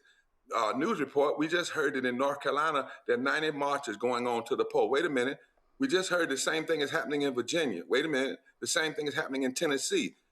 Wait, we just heard in Ohio. Wait, we just heard in Pennsylvania. Imagine if that became the narrative. What that does, it begins to gin up people's courage. It's a movement, and people always want to be a part of a movement. We are also saying, take 100 days and plan and mobilize. Don't take 100 days and mobilize just to go to one march. Take this time now from July 27th and organize and plan and teach and make sure people know what the challenge is going to be. Make sure they have the IDs they need to have. Make sure they know about where early voting is. Right now in North Carolina, our legislature is trying to cut more early voting and trying to roll back. We know why they're doing that, because it has benefited Black and brown and poor and low-wage people more. Mm-hmm. So if we, just like when you have to massively come together to challenge injustice in other ways, what did we do when they shot people in the street? We went in the street together. What did we do when they're attacking people because of their sexuality? We go in the streets together because of immigration. They're attacking our votes. Let's not just go in the street together at one single place in D.C. Let's go in the street together in these states. We only change this through state up. State up voting changes D.C. D.C. marching just D.C. only has a day in D.C. And in fact, lastly, you know, Dr. King actually told us to do this. At the end of the speech that was entitled "Norma Said Never Again," that we call "I Have a Dream," what did he say? Go back to Mississippi. Go back to Alabama. Go back to Louisiana. That's what he said. He actually said that. So we ought to take that admonition seriously right now. We only change this country from the states up, not from the top down. Matt? My question is just, Reverend Dr. Barber, what do you think is the singular issue or the few issues that are going to be the strongest for getting people to be conspicuous and do that marching? We know people often say they don't feel like politics affects them, but obviously we're at an inflection point. So I'd like to see what you're hearing on the ground and what you think will move people. Well, I certainly also want to ask people to go to Repairs of the Breach and click on the QR code and get more information and support this. But let me tell you, I think it's a combination of issues. For instance, we're using this, some people are using this term affordability. I don't think that's the term. I think people are poor and they're hurting because this administration has done everything to enrich people, but has not raised the minimum wage. That ought to be a reason. What do you want? Do you want a living wage? Everybody that lost their health care, that's what we ought to be mobilizing, because that's real. Everybody that lost their SNAP, that's real. Everybody that can hardly pay their light bills, that's real. Everybody, the women, 69 million women could potentially lose or have their vote affected by this so-called Save America voting piece. So what we do is you go straight down the list of what the grievances are, show people how they affect their lives, and say to people, this is happening. You don't even have to be partisan. This is happening because of who's in office. Now, the second thing is we can't do it alone. So politicians who are running that are serious about challenging things need to be very clear on, if they get power, what they will do. Not just, I'm against this, I'm against Trump. No. What will you, if you actually had control of the United States House of Representatives, what would happen in the first 25 days or the first 50 days? And then lastly, I still think that reminding people of the blood, sweat, and the tears that it cost us to have these rights is still a potent weapon if you frame it right. Because right now, if you don't get out to vote, and I'm talking about in the last election, some 600,000 African Americans didn't vote, some 1.2 million poor and low wage people didn't vote. Trump won by 183,000 votes. But if you don't move to vote, you are literally saying somebody can go down to your grandmama's grave and desecrate it, and you're going to sit there and not say a thing. It's how you frame it. So the economics, people, if you want change economically, if you want to live by healthcare, if you're tired of war, tired of seeing this war, an illegal war, immoral war, if you're tired of seeing people shot down in the street in the name of some strange form of protecting us from these dangerous immigrants, everybody that's impacted by those issues, that's how we say to folk, it may not be everything we have to do, but in a democracy, if you walk away from the vote, you cannot say you are serious about having fundamental change and the fight against policy violence. Michael. Reverend William Barber, my question is, right before you came on, Roland was showing clips from the Senate oversight hearing and Russell Vought, who is Trump's ombudsman. And we know Russell Vought is the architect of Project 2025 and also a proponent of the Unitarian executive theory, which deals with expanding the powers of the president and taking power away from Congress. So my question to you is, how are you connecting the unprecedented attack we see on African Americans, the attack on DEI, revoking affirmative action, refashioning the Civil Rights Division of the Department of Justice to fight for white people's rights, white men's rights, things of that nature? How are you connecting this to Project 2025? Because all this is laid out there. And, I was talking about Project 2025 in 2023, and I had a lot of ignorant Black people telling me that Project 2025 was a Democratic hoax, okay? And it wasn't real. All right, so even though when you go and read it, and I downloaded it from the Heritage Foundation's website, it lists all the authors. They're all conservatives. They're all Republicans. So how are you connecting those dots to Project 2025? Well, part of what we're saying, and on August 3rd, we're going to have we've been having a public pulpit in Washington, D.C., right in front of the White House, laying out issues to thousands of people online and those who come in person. We're having a massive one, the last one on August 3rd, to push people out, to lay out these issues for the public and connect the dots, particularly as it relates to building power and voting.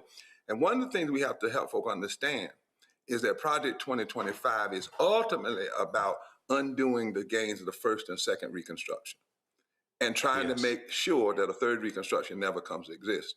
So one of the things we're beginning to do is talk about what should a third Reconstruction vision look like? Not just what they are doing, but what should we doing? Because we have to at least acknowledge this. From the bottom up, we built a plan and a vision of America to draw their people out. So if we're criticizing Project 25, what we also have to do is not just curse the darkness, but lay out what should be the counter, what should be our own Project 30 maybe, or Project 26 or Project 28. And on August 3rd, we're going to go in great lengths to lay that out as we call people to this 100 days of mobilization and 1,000 marches to the polls and more, because this must be about lighting the fire to stop the erosion of the gains of the second Reconstruction and to begin the push towards, the second Reconstruction, and to begin the push toward a third Reconstruction. And we have an entire third Reconstruction type resolution, policy-based, to say this is why we ought to be voting. This is what we ought to be fighting for, not just what we're fighting against. And I want to ask everybody to tune in. We're going to be rolling it live right here on the Black Star Network on August the 3rd, starting at 6:00 p.m. in the afternoon, August the 3rd, right in front of the White House, right there in Black Lives Matter, Witt Park. We're going to be calling folk to this 100 days of mobilization, 1,000 marches to the poll, the first day of early voting, because of what our vision is against this nightmare that we see existing right now. All right, folks, if you will go to Repairs of the Breach website, you will get all the information on that. You can actually see that, again, beginning July 27th. That's the QR code right there on the website. We'll be also posting the graphic on posting it on all of our social media as well, so you can be aware of what's going on. Bishop Barber. And Roland, yep. can I say one thing? Yep, quick? go ahead. This does not substitute the training we're doing with 1,800 black men toward a massive texting program and micro touching of black men. This is in not a substitute, but it is an expansion and a continuation. You and I all believe everything we must do must be micro now, not macro. Micro, from the bottom up, from the states up, from the streets up, from the precincts up, from the corners up. If you're not doing that, I don't believe you're serious about really challenging what's going on right now. Absolutely. Again, folks, go to my iPad. That's right. More Mondays Public Pulpit Coalition is going to be 100 days of mobilization, 1,000 marches to the polls beginning July 27th, and we'll be covering it all right here on Roland Martin Unfiltered and the Black Star Network. Bishop, we appreciate it. Thanks a lot. Take care. Quick break. We're going to talk. We'll come back. We'll talk to Barbara Arnwine about the action taking place this weekend, the rally that celebrates the life and legacy and the continuation of the work of the late Congressman John Lewis. You're watching Roland Martin Unfiltered on the Black Star Network. About chapter. Now, if you're in Medicare or about to be, the system is not set up to work for you. Too much fine print, too many plans, and too many people making money off of your confusion. And look, we're used to this. We're no strangers to systems that don't have our best interests at heart. But we don't have to accept it when it comes to Medicare. That's why I'm telling you about Chapter. Their advisors are independent and honest. In fact, they're the only Medicare advisors that compare every plan nationwide. And they're focused on one thing: what works for you. If there's a better plan out there, they'll find it. If you're already in the right one, they'll tell you that too. There are no games. Just last year, people who switched with Chapter saved an average of $1,100. It's 20 minutes and a real person. It's completely free. My parents actually have already called. My mom sent me a text. Folks, give Chapter a call at 724-264-8281, 724-264-8281, and connect with someone you can trust. Folks, these are the kind of services that we need for our audience here at Roland Martin Unfiltered and the Black Star Network. So call Chapter right now, 724-264-8281. I'm Ryan Wilson, CEO and co-founder of The Gathering Spot, and you're watching Roland Martin Unfiltered on the Black Star Network.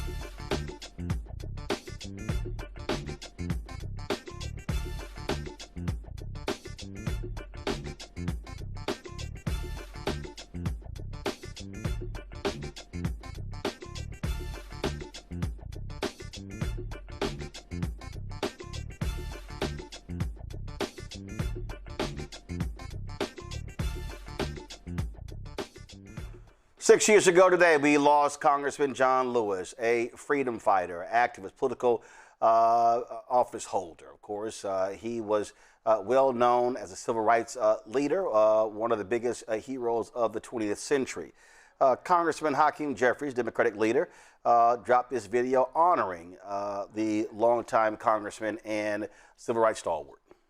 Years ago today, we lost the conscience of the Congress and our dear friend. Transformational force. My brother in service and faith. My mentor. an American hero, and my personal hero, The legendary, extraordinary, iconic, indomitable, inspirational, incomparable, compassionate, courageous, and determined freedom fighter. That is Congressman John Lewis. John Lewis set an example for all of us. I still can't believe I got to call him a colleague. I mean, I actually got to share a cell with John Lewis, one of the great honors of my life. While we remember and celebrate John Lewis year-round, today we commemorate his life, achievements, and continued legacy. From being the youngest speaker at the 1963 March on Washington, to leading the march across the Edmund Pettus Bridge on Bloody Sunday, to serving in the United States House of Representatives. John Lewis has never stopped fighting for justice, equality, and the right to vote. As a young black man serving in Congress, I know that my generation stands on the shoulders of giants like John Lewis. John was a public servant through and through. We honor him by carrying forward his legacy. And carrying forward the legacy of John Lewis means getting into good trouble. Necessary trouble.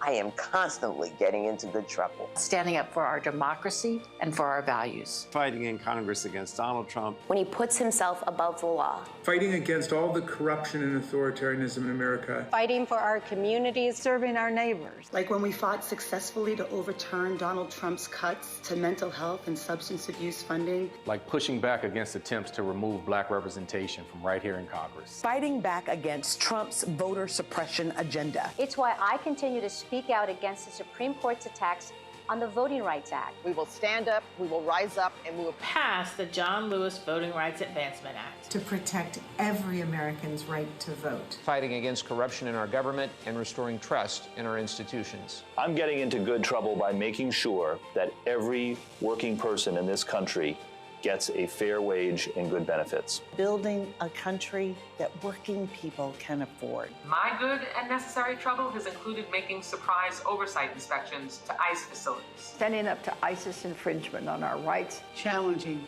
unjust deportation policies and fighting to keep families together. The struggle for justice did not end with John Lewis, and neither will our commitment to it. We need to show up, we need to stand up, and we need to speak up. Continuing the work to build a country where opportunity belongs to every American. This is especially important today. My House Democratic colleagues and I will keep on keeping on. And we will never stop fighting for justice, equality, and voting rights that Brother John fought and bled for. In the pursuit of a more perfect union.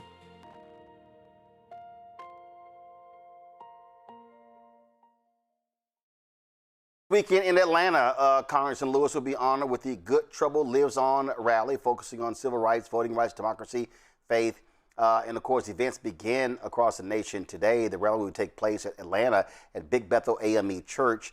We'll be streaming it live right here on the Black Star Network. Joining us now is Barbara Arnwine, President and founder of the Transformative Justice Coalition. Barbara, glad to have you here. Y'all have been holding these events, honoring Congressman Lewis, continuing his legacy. Take us through with these events that have been happening beginning today.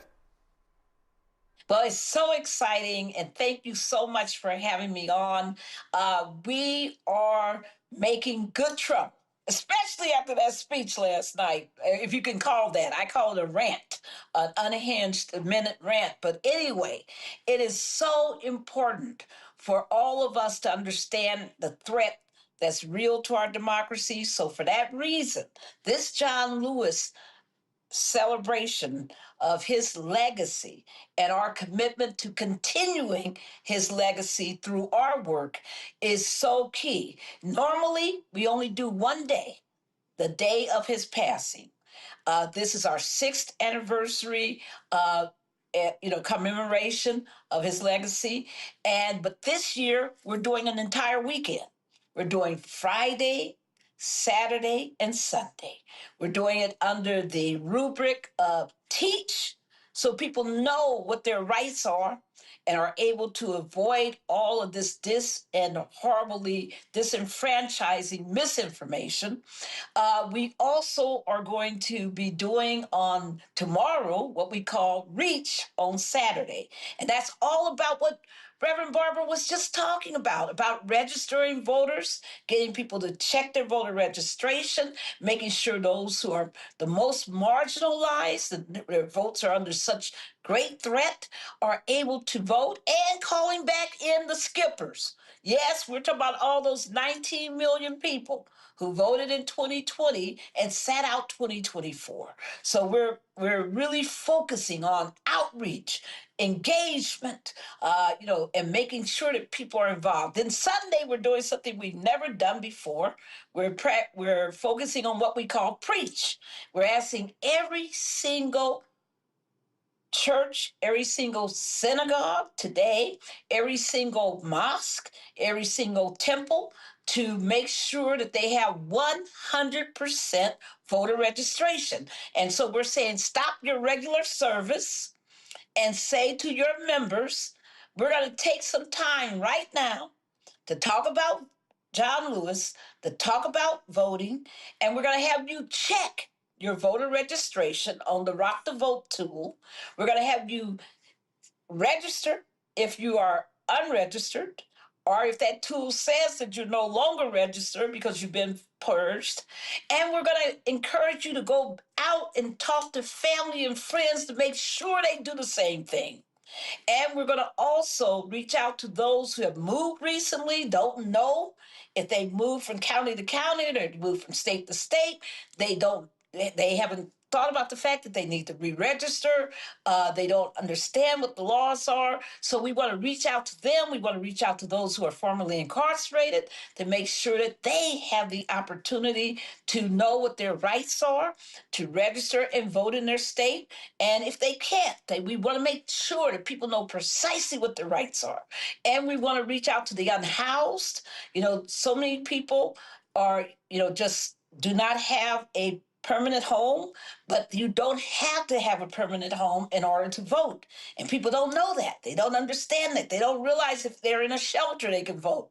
They don't realize that if they are still floating between relatives, that they can still find an address that they can use legitimately to vote. There's so much that people need to know. And we want to protect all those voters out there. People with disabilities, we want to make sure that they are able to find an accessible location. All of those issues, there's so much. And for all our brothers and sisters in those districts, like Tennessee's 9 and all the other districts that have been affected by the Calais chaos, we want them to understand what they need to do now in order to be able to vote. So there's so much that we are going to be doing on this Good Trouble weekend of action. When you talk about this event, it's really a continuation of what we've seen coming out of Montgomery. That was an event that took place in Harlem. Yes. And so there were other activations that took place on the ground in Louisiana, Alabama, other places as well, Mississippi too. And so is that what the emphasis is again, constantly driving this agenda?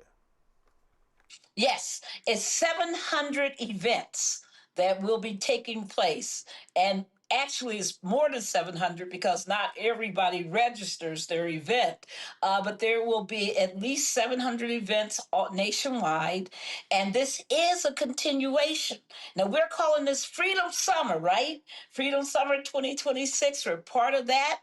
But we're also picking up what I call movement convergence. So we're working with labor groups. We're working with No Kings, with Indivisible. We're bringing in all kinds of groups into a common juggernaut to fight for our voting rights. So there's a lot here. I'm so grateful for all the many, many organizations. We've had, almost 200 partners who have come together to be part of this.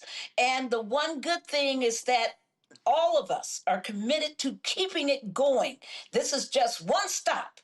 Just like Montgomery was one stop, Jackson was one stop, just like Tennessee was a stop, just like South Carolina was a stop them, just like Georgia was a stop them. We are determined to fight for it every single day through November 3rd and beyond. Because this is going to be a fight. If he's trying to take away mail-in balloting, 45 million people used mail-in balloting in 2024. 45 million. not half of the electorate, but a whole big segment of the electorate. And I think people need to understand how critical it is for us to be out there making sure that voters are not only educated, not only registered, but very strongly protected. Again, folks, it's taking place. First of all, where do people sign up? This is what I have, right? This is the flyer that I have. So the rally starts at what time tomorrow? It starts at 10 a.m. in the morning because we're in hot Atlanta, folks. Okay, so this is Atlanta. all right. So this actually was the earlier flyer that says 12. So it's beginning at 10 a.m. beginning at 10 a.m. tomorrow, and the location. Yes, we'll be at Big Bethel AME Church at 220 Auburn Avenue, Northeast, and we're encouraging people to come to the parking lot where we'll be holding this huge gathering, and we want everybody to come. Bring your children, come. Bring your friends, come. This is where we stake our ground, that we say that we are part of a movement. We're not some isolated person out there. We unify, we make change. And if we're going to make the change that's going to stop this autocracy, going to stop this authoritarianism, that's going to stop this fight to take away our vote by these anti-democracy forces, the only way we do that is by unifying and by being there and committing and getting the information. We're going to be passing out information. We're going to have all kinds of amazing speakers like Congressman Jonathan Jackson, like Congressman Hank Johnson, like Congressman Stephen Horsford. There's going to be some great people there. There's going to also be a lot of incredible local community organizations there that will continue to work with everybody through this November. I'm so excited. I've been watching the videos of actions that happened today, that are still happening today. And it's just beautiful to see how people are coming together to honor John Lewis's legacy through real good trouble, real good hard work. And we are determined. We will never, as he said, we will never give in. We will never give up. This fight is ours to win. All right, then. So again, folks, this is taking place 10 a.m. Tomorrow in Atlanta. If you can't make it and if you're out of the city, we will be live streaming it right here on the Black Star Network beginning at 10 a.m. Eastern. And so this is actually the update. Go to my iPad. You see it right here. 10 a.m. Atlanta rally, Saturday, July 18th, Big Bethel AME Church, 220 Auburn Avenue, Northeast, Atlanta, Georgia. And so look forward to it. Barbara, thanks a bunch. All right, Barbara's muted. I don't know what she was. Barbara, you muted? There you go. Okay, go ahead. Actually, Barbara, I think you are muted. I think you must have hit a button on your end, Barbara. No. There, Barbara, just talk. Okay. There we go. All right. You were saying something. Now we can hear you. Go ahead. Okay. Thank you. I was just saying that thank you because you don't know how many people want to watch this live stream because they cannot get out into the street, but they are still committed. And in fact, we're going to have some of those people calling voters across the country tomorrow afternoon to help reach to the voters who may not know of all of this is happening. But it's beautiful that you're making this accessible to all those people who told us we can't get in the street, but we want to be part of this. And when they heard that there was going to be a live stream, they just were gasping and just, gushing with joy. So thank you for doing this. All right. Well, we certainly appreciate it, Barbara. Thanks a lot. All righty, take care. Appreciate it. Folks, a federal lawsuit filed by 2 former black female executives against the McDonald's fast food chain is set for a jury trial in September. In March, a judge dismissed some of the suit's claims while ruling that 6 counts of hostile work environment and unlawful retaliation could proceed. The women allege a regional president criticized them as having a black woman attitude and referred to executives as angry black women. A former McDonald's franchisee, Van Jakes, joins us right now. You've had a number of franchisees also suing McDonald's. Van, what do you make of the judge allowing this lawsuit to move forward? Well, it's great news for us, Roland. We've been waiting a long time to get our day in court. Basically, it's basically saying it's systematic racism been going on in the system with employees, with McDonald's franchisees, some of the vendors, even so, and that hurts our community. So that's why we're so excited to finally get our day in court. We should be right after them, and we're just excited to get this move forward. How will their lawsuit, though, help you and the franchisees that are also suing McDonald's? Yeah, so we got some of the same claims as racism, unfair treatment, looking at how they placed us, way they came in our stores, undocumented in our stores, and that hurts our growth. I mean, it hurts our bottom line. That did hurt our bottom line, and even more importantly, it hurts our Black communities. For example, I've got to go to a funeral tomorrow for an ex-director of operator of mine that worked her way all the way up from a swing manager. Her name is Michelle X, rest in peace. And she became a franchisee of another brand, but I was able to give her that opportunity. Now you take away those opportunities for our communities, and that hurts the economic system that we have. So we're excited to get out there in court, and we know that we will get our fair share. One of the things that I've heard from folks is that so much has changed with McDonald's since Don Thompson was forced to resign as CEO. He spent about 18 months there, was CEO worldwide, worked himself up, and of course was known all around the country. Again, for an African American to rise to become the CEO of McDonald's was a huge accomplishment. And so, your thoughts on that? Because there were a number of executives that Don put, in charge, African Americans at McDonald's. Yeah, so we can actually go back and put a pin on when things started to change, and that exactly. I think we met with Don. You had dinner with us one time in Chicago, I believe, and when he left, we could see. Basically, they even told us in a meeting that the train is leaving the station.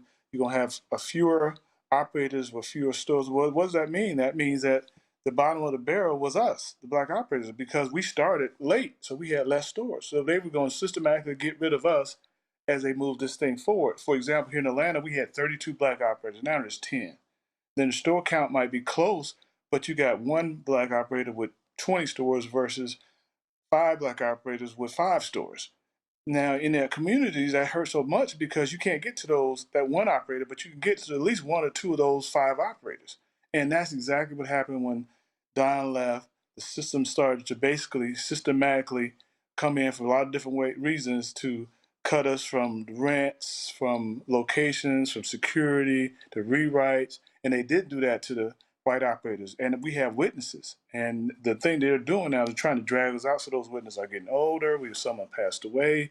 Some of them are not coherent. And I know that's for a fact. I still have a couple operators that my witnesses are still in the system that will testify, but we got to get out there in court. So that's what we're hoping for. Real quick, questions from the panel. Matt, you first. Yeah, so my question was, is there a dollar figure that the Black operators were forced to pay more of? Like, what do the metrics look like? Because I get the general idea of the lawsuit, but I'd be interested in seeing what that is in terms of the higher premiums y'all had to pay, the higher insurance costs. What do those numbers look like? So we operate on basically cash flow. And so your top end sales is great, but you got to get your cash flow. The higher your cost, the less your cash flow. We had higher security, higher rents, putting us in tougher stores with lower sales, that hurts your cash flow. When you have to remodel a restaurant, one of my situations, they made me remodel a restaurant 3 times. And each time I have to put that debt on top of debt. And if you don't allow the white operator to just do what he wants to do, and he doesn't have to do what I did, then he can make some more cash flow. So that's one of the biggest things that we're talking about is the cash flow issue. Nicole? So what advice do you have for other Black franchisees? What should they be looking out for so they can make sure that they're not being discriminated against? Well, to me, that's always an exit strategy. You got to figure out what's your end game, the number of units, take it and do something different with it, get into real estate, because the game is always changing, no matter what the franchise is. To me, I would always tell somebody in the franchise, look for an end game, because it's going to change. Michael? All right, Van. I was wondering, I've known a lot of African-American McDonald's franchisees over the course of a number of years, and I was wondering, what was it that initially attracted you to McDonald's to become a franchisee? Yeah, great question. And again, McDonald's was good to me and my family and a lot of operators because it had a proven system where you can get a hamburger here, it's going to be the same. They had a training program. Right. You know, they gave you a lot of support. It did cost you a lot. You did have to work the business good because you knew what you were doing. So, you know, once we figured that out, we were like rock stars in this because, you know, just give us opportunity. But when you start changing the goal line, it makes it so difficult. You know, we know we're behind because a lot of times we come in without not as much capital as white operators. But then you start changing the goal lines in terms of the metrics and how you're going to reach your goals. And so that made it so frustrating. And we just kind of got tired of it. It was like a Me Too movement. Right. All right. Thank you. Well, again, folks, the lawsuit of Vicky Guster-Hines and Dominica Neal, they actually filed a lawsuit, y'all, in 2020. So it's been 6 years. And so it is scheduled. It is scheduled to go to trial in September. A lot of times these things happen, Van. They settle before they actually go to trial. I take it that you would prefer to have these issues aired in front of a jury as opposed to a settlement. Your thoughts? Well, right now, you know, they've got McDonald's is trying to get our case dismissed. So we're trying to get past that to get the discovery. And once we get discovery and get our day in court, we will consider settling the case. But again, it's like you're slapping you on the head until you just get out of here. You know, you're going to go away, die, go away. We push it off as long as we can. That's kind of is a frustrating part. So we're like, okay, let's go to court. We got some great trial lawyers. We'd love to go to court. But we wouldn't be opposed for a settlement. But we're not even close to that because we got to get the judge to rule that we can move our case forward. And then we get the discovery. All right, then. Well, Van, we certainly appreciate you joining us. And thanks a bunch. Lastly, how's your golf game? Well, you know, we played today. It's hot down here. You know, I got fans on my golf cart. I'm from Houston. It ain't hot. Stop being soft. Okay. Stop being soft. Okay. All right. Well, we look for you to come back down here. We had a great time. Oh, yeah. I'll be back. All right. I appreciate it. Thank you, guys. All right. Thanks a bunch. Folks, last night we covered the recent break-in at the Harriet Tubman Museum and Educational Center in Cambridge, Maryland. And, of course, we were talking about the issues they had there. And I put out there that, hey, you know what? We need to lift them up to raise $50,000 to get it reopened, security system, repair the door. And so then we put it out there and said, hey, let's try to raise $10,000 in the next 24 hours. And so even before we went off the air, we were talking with Linda Harris. People were already donating, and people were commenting on social media. So Linda joins us right now. And so, Linda, how you doing? How have the last 24 hours gone? Unbelievable. Listen, by midnight last night, let me give you the numbers. I looked at the analytics. We got 286 people donating a total of $10,925. All right, then. Now, but wait a second. Now through 7 o'clock today, we increased that number by to 324 people, and for a total of $16,163. So 324 people, $16,163. That is awesome. That is awesome. It's awesome, and you are a saint, okay? I just want you to, if no one told you that today, know that you're a saint, and I'm grateful beyond words. And see, remember, you put that 25,000 figure out, and so we only 7,000. We only 7,000 away from hitting that figure. So we're on our way to the 50. I know. Let me see if he posted it. I'm not gonna see. Oh, give me 1 second. Let's see, because I hit a number of big-time media folks and others, letting them know what we were doing and telling them to share it. And so I'll double check. One of them, Michael Strahan told me he was definitely going to put it out there. I'm looking for his social to see what he did, and there's some other ones as well. So what we're going to do is that's 24 hours. And so what my hope is for us to continue to push this over the weekend. I'm going to tell people so far 325 people have donated, 16,163, and so we're going to push folks to do that. And so what we'll do is we're going to have you back on Monday, and hopefully we will have hit the $50,000 goal by Monday. Oh my!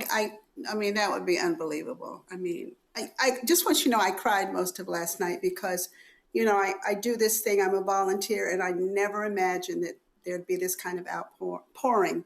So I'm exceedingly grateful for what you've done. It's pretty amazing. And thank you. Well, we've got an amazing audience, and they support. Yeah. Listen, they know we focus on Black interest, and they know that what we care about our community. And I hate the fact that those punks broke into the center there, stealing your donation box and damaging those murals in the door. Hopefully that person or persons are arrested, but we want to make sure that y'all have some protection. And the other thing is this here. So this is what we'll do. So I know you're open Thursday, Friday, Saturday. And so when we finish raising this money and y'all call the contractors and get open on that Thursday or Friday, we're actually going to do Roland Martin Unfiltered from the museum. Now, I know y'all close at 4. We're live at 6, so we still got to be open. And there's also a special guest who I reach out to about that as well. And so don't be surprised if you be hearing from Governor Westmore. Oh my God! Well, Westmore loves Cambridge. He loves Cambridge. Well, That's amazing. He and I chatted last night, and so once everything gets fixed, and then y'all set to reopen, we will do the show live. Want to bring the community out there and have a grand time. Well, you got to promise to walk with me on the Underground Railroad. You know, I've walked it, so you got to walk with me. Okay, that ain't no problem. Just so you know. First of all, that would be amazing. First of all, how far are we walking? So only about 3 miles.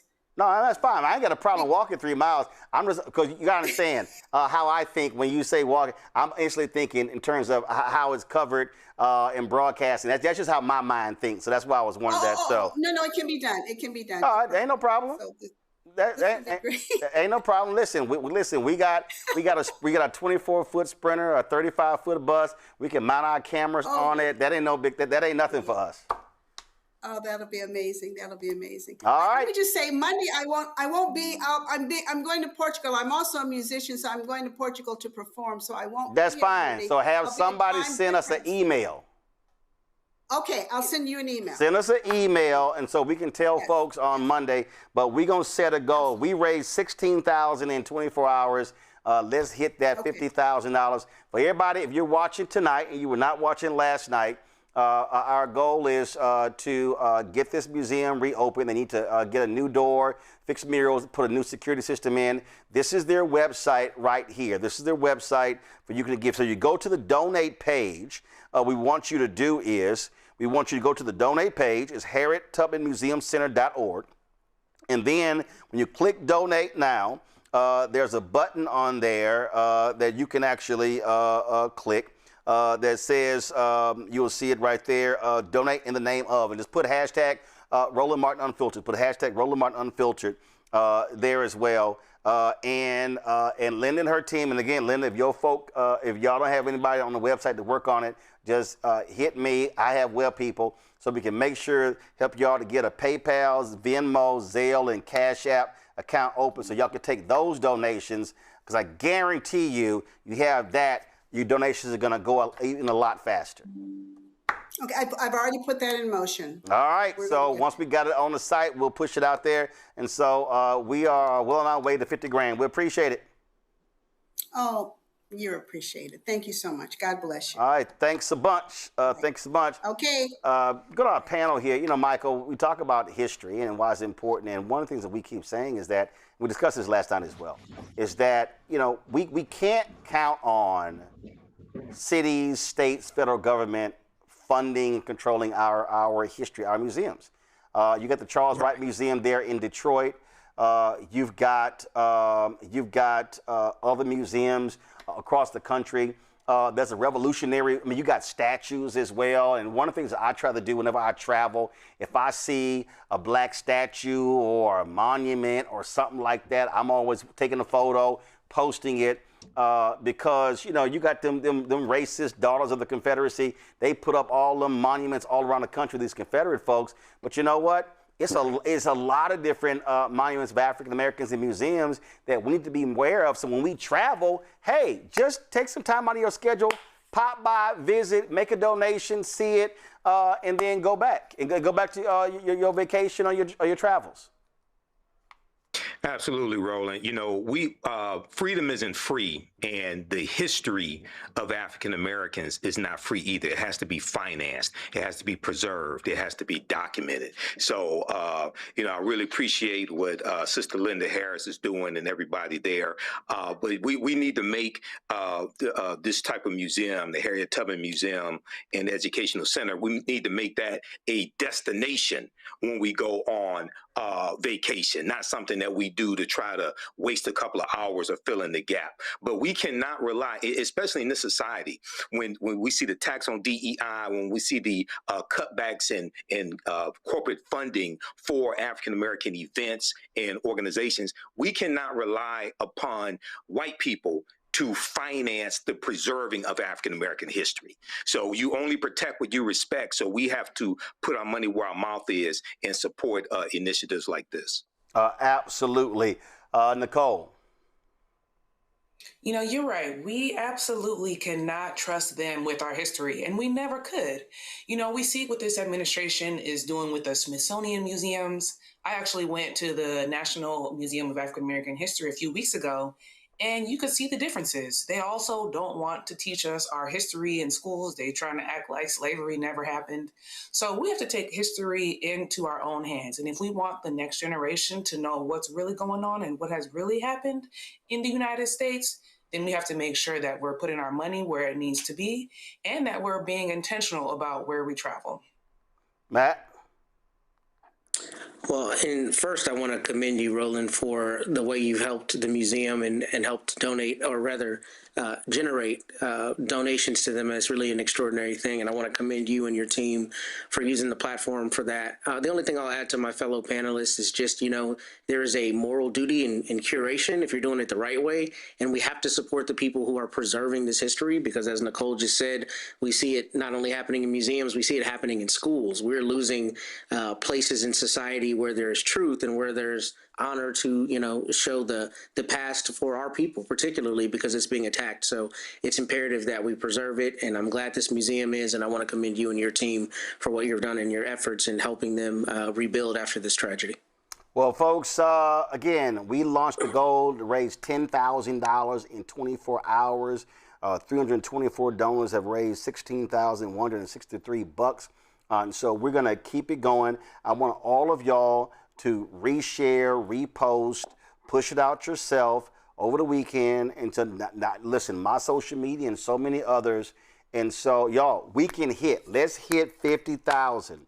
Let's raise this money by Monday so they can quickly get the contractor, get their door fixed, get the murals fixed, get the security camera installed, so they can move forward. And then once we raise that 50, our target will then go on a mission to try to raise at least $500,000 over 12 to 18 months, so they can have an economic cushion. Y'all, the museum is 2 volunteers. You heard Linda say it's just 2 of them. It's 2 volunteers that are doing that. And so it'd be great if they could hire someone. You talk about social media as well, being able to sort of drive that.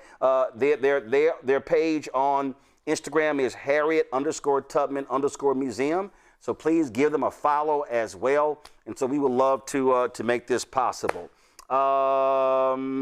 Folks, do we have the in memoriam for George Johnson ready? Roll it.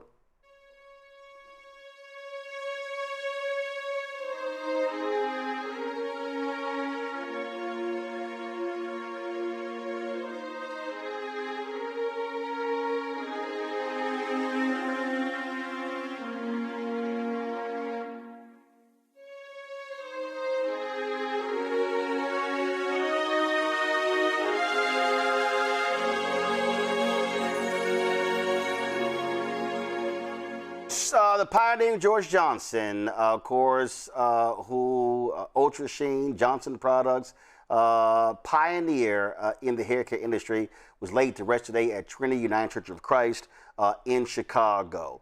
A number of people streamed it. I'm actually trying to get the church to send me the link so we can restream it here on the Black Star Network. So many people, of course, remembered him as a legendary figure, and the family owning it and the work that they did. And I didn't bring it in, but his book, I just got a copy of it as he talks about his history.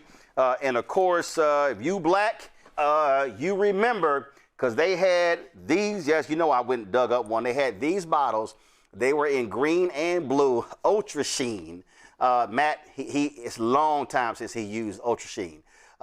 Same for Michael. But Ultra Sheen, Matt, do you remember Ultra Sheen? You know, it's funny. I can think of it on my mom's bathroom counter. So I don't know that I used it, but my mom definitely did. Probably still is. There you go. So he was laid to rest today in Chicago. John Rogers of Era Capital, founder of Era Capital, spoke at his homegoing service. This is what he said. Well, good morning. Thank you, Madeline, for inviting me to join in celebrating George's life and legacy, and for the love and joy you brought to him in these later years. I also want to acknowledge Eric, John, Petey, and Joni, his grandchildren, great-grandchildren, and his many dear friends that are here today.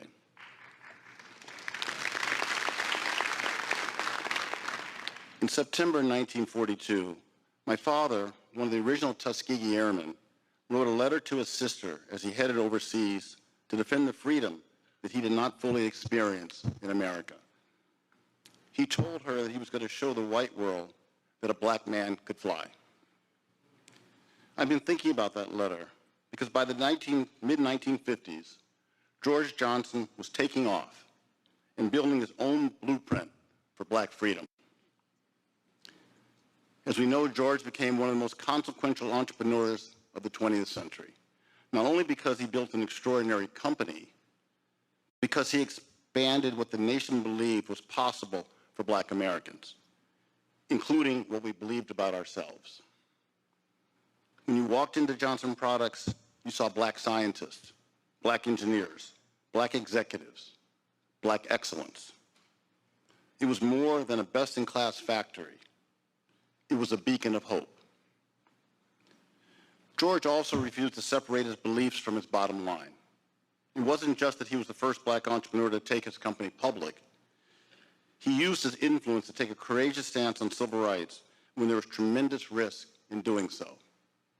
When Dr. King came to Chicago, George wrote early checks and guaranteed his loan with Independence Bank. He helped a young Jesse Jackson find his footing and get Operation Breadbasket off the ground. And of course, he was a longtime anchor for the Chicago Urban League. George built other people's dreams as fearlessly as he built his own. For example, he prepaid 2 years of advertising for a struggling young magazine called Essence. And he helped Burrell Advertising become the largest black ad agency in the country. And of course, advertised in Ebony and Jet. He saw something in a young Don Cornelius and helped put Soul Train on the map. George had vision and a remarkable gift for seeing potential in people long before the rest of the world did.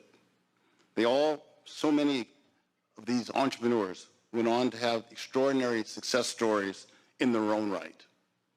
And his son Eric is no exception. He's built one of the most successful black companies in the country in an entirely different industry. So I too had the honor of watching George in action for most of my life. From seeing him work with my mom and stepdad's law firm as a kid, to having him sign on as one of Ariel's first clients when I founded the firm at age 24, to watching him bring a crowd of black directors to tears last fall after an interview in Laguna Beach. I truly love George. He was always there, ready with caring counsel and helpful advice. We all know that George Johnson lived by the golden rule. He knew that lifting everyone around him meant we would all rise together. He was a giant, a titan of industry, one of the most inspiring business leaders of our time. But he wasn't content to just sit back and enjoy what he built. George didn't just believe we could fly. He spent his whole life helping others take flight. Thank you. And as I said, we are working to get the video link of the service so we can stream it on the Black Star Network. Final comment from our panel, and that is when we think about historically these black pioneers, and you heard John Rogers there reference Essence, reference Ebony, reference Black Enterprise, reference Don Cornelius in Soul Train. I don't think people really understand, Michael, that in that period after the Civil Rights Movement, when you think about Operation Breadbasket 1966 to 1971 and morphing from Operation Breadbasket into Rainbow Push, the work that Reverend Jackson did in opening doors, getting products on the shelves, then those businesses were able to then turn around and take the money being made from African Americans and then reinvest that in black media and other black businesses, including George Johnson, founder of Independence Bank right there in Chicago. Right, exactly. You know, this is part of the civil rights movement. Unfortunately, a lot of people think that the civil rights movement was about white people wanting to eat at a white lunch counter, things like that. Yes, we wanted all of our rights, but also we were fighting for economic rights and fighting for black businesses and black business ownership, so they could buy ads for something like Soul Train. Soul Train was revolutionary. I remember watching Soul Train when I was a kid. It came on Friday night. Here in Detroit, and second grade, third grade, and seeing the Afro Sheen commercials, seeing Afro Sheen advertised in Ebony magazine, Jet magazine. My grandparents had classic issues of Ebony and Jet, things of this nature. So, George Johnson was an icon, and this was also Johnson Products was one of the first African American owned businesses to be listed on a major American stock exchange. It was on the American Stock Exchange in 1971. So this is a textbook case of how the civil rights movement leads to black economic empowerment, and he was also employing African Americans as well. So this is a brother that's sorely going to be missed, and these are big shoes to fill at the same time.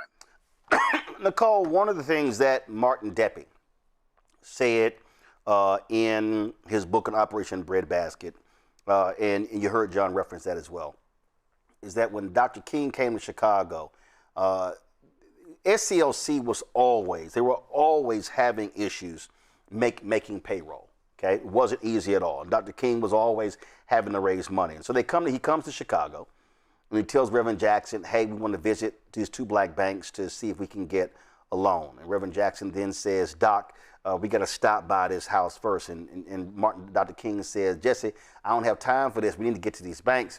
He said, Doc, trust me, let's make a stop first. So they go to this home. They walk in. It's a group of black businessmen in there. And after some small talk, hello, all of a sudden, Dr. King is handed an envelope. It was 3 months worth of payroll for SCLC. And Deppie writes that Dr. King just started crying and said that was the first time during the civil rights movement that black business leaders had actually done something along those lines. That's what I'm always trying to say to even our black civil rights groups, to the Congressional Black Caucus Foundation, the Congressional Black Caucus, and others. If they are using their power to open up the economic levers for black businesses, we then in turn can reinvest and sow into our organizations to keep doing the work. Now, unfortunately, some black folks didn't do that with Reverend Jackson, Rainbow Push, and others. And that to me is a fundamental problem.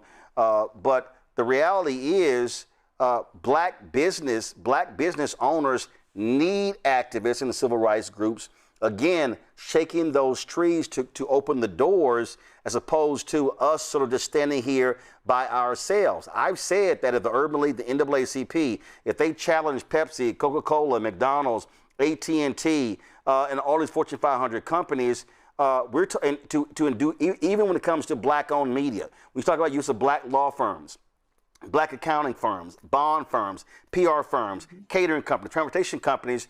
You would see an infusion of billions of dollars into African-American businesses, and we know who we hire, and so all of a sudden now you're impacting families being hired as well.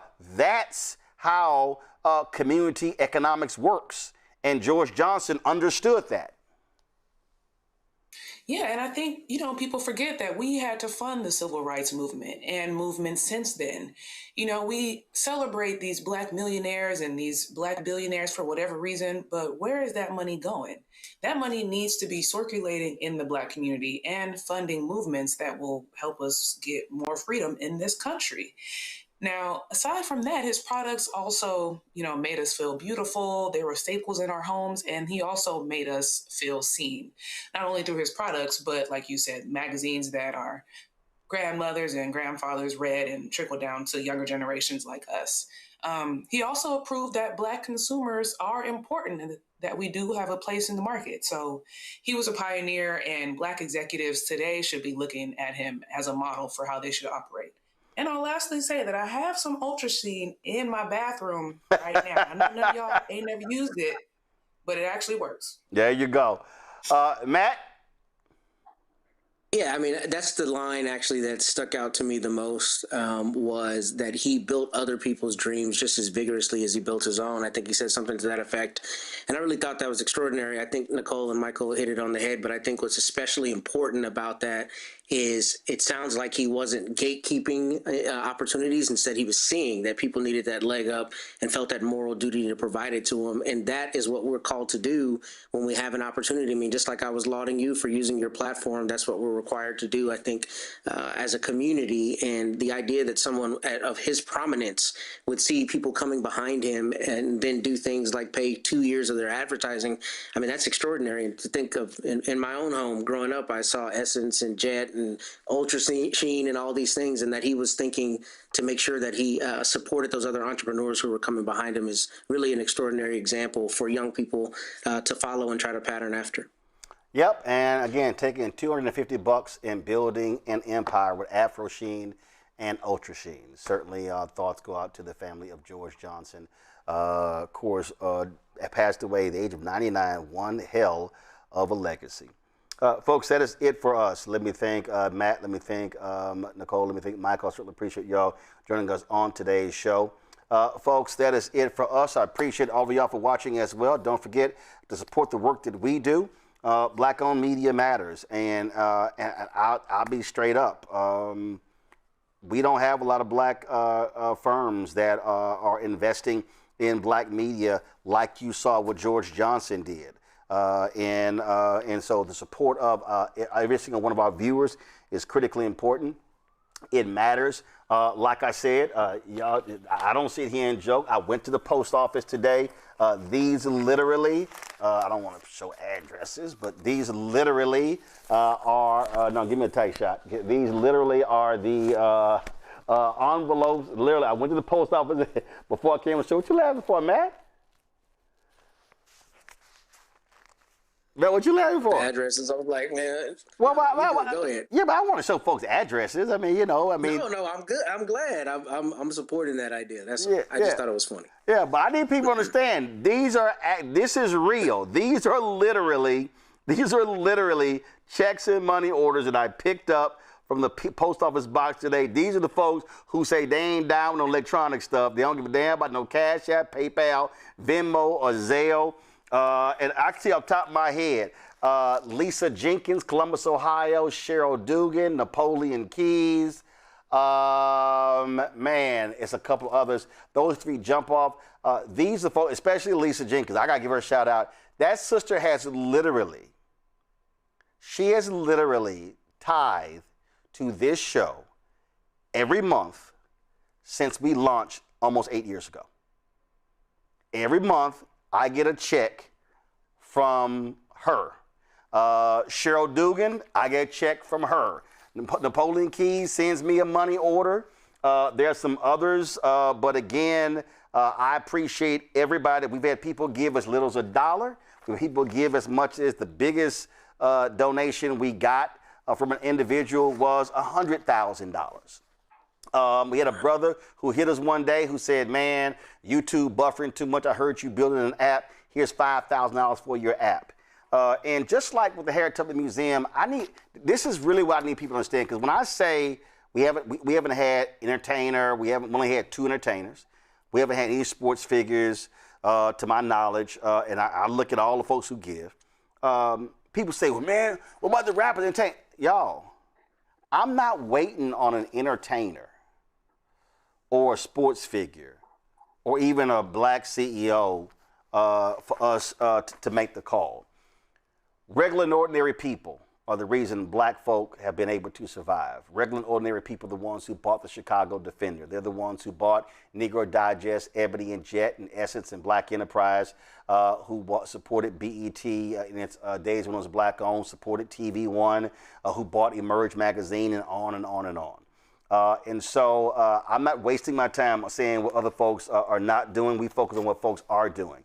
Our goal is to do the work. Our goal is to give you the content and cover the stories that matter to you.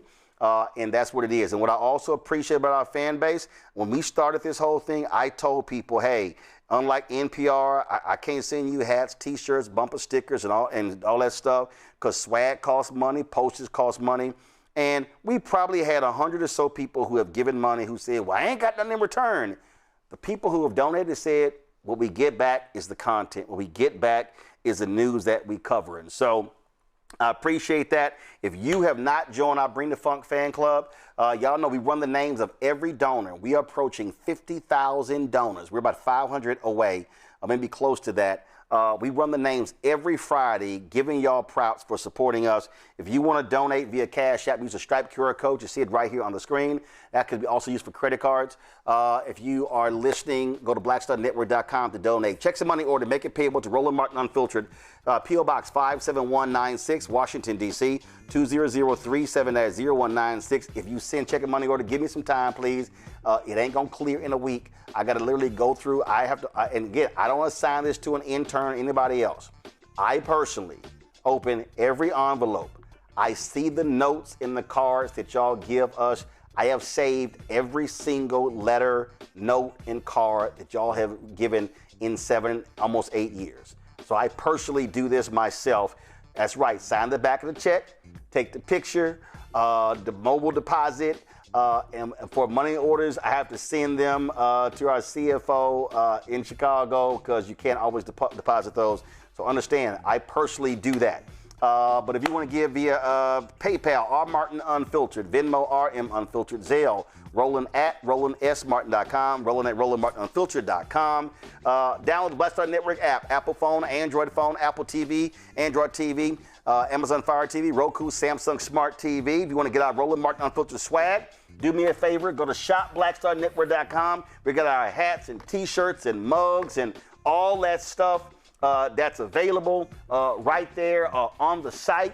Of course, we have our also our America at 250 tell the whole story mugs are available. Yeah, don't buy that Donald Trump stuff. You can go ahead and, of course, get this right here. We also have our shirt right here, America at 250 tell the whole story.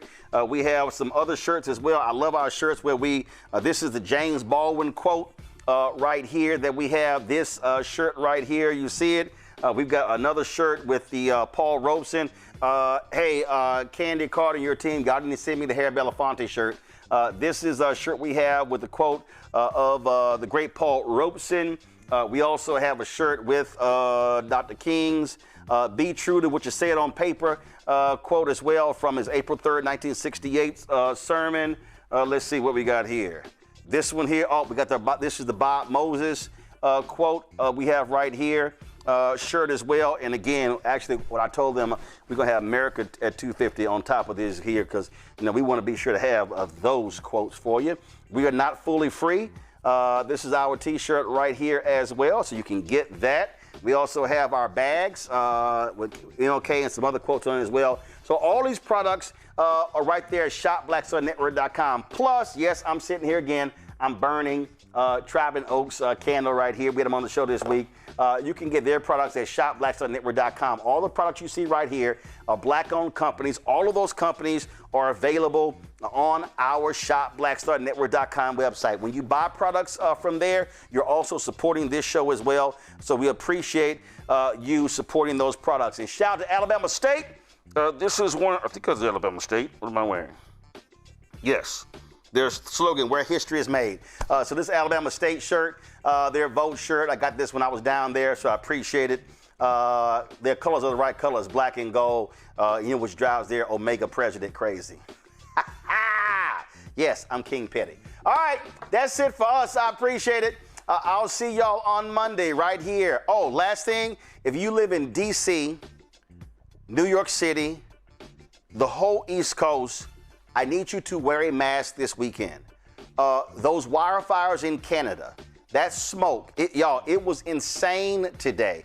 I made a video, a 1 minute and 2 second video outside of the post office and could barely get through it, started choking. So that smoke is all over the East Coast. If you're gonna be outside for literally longer than 2 or 3 minutes, please wear a mask. It is not, the air quality conditions are horrendous. So between the air quality and the heat index, the numbers are they're at dangerous levels. I was on the New York Times website. Again, we just want to make sure everybody is safe, especially our older viewers. We need y'all to really take care, be safe.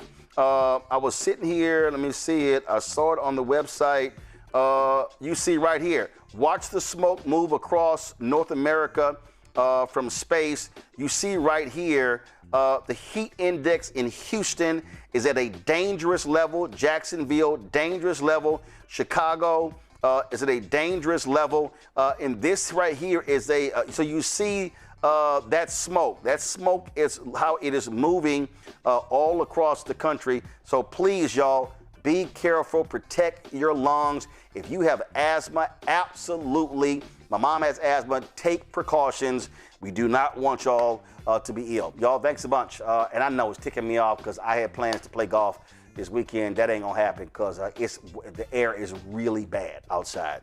All right, folks, that's it. I'll see y'all on Monday. Roland Martin Unfiltered on the Black Star Network. Holla!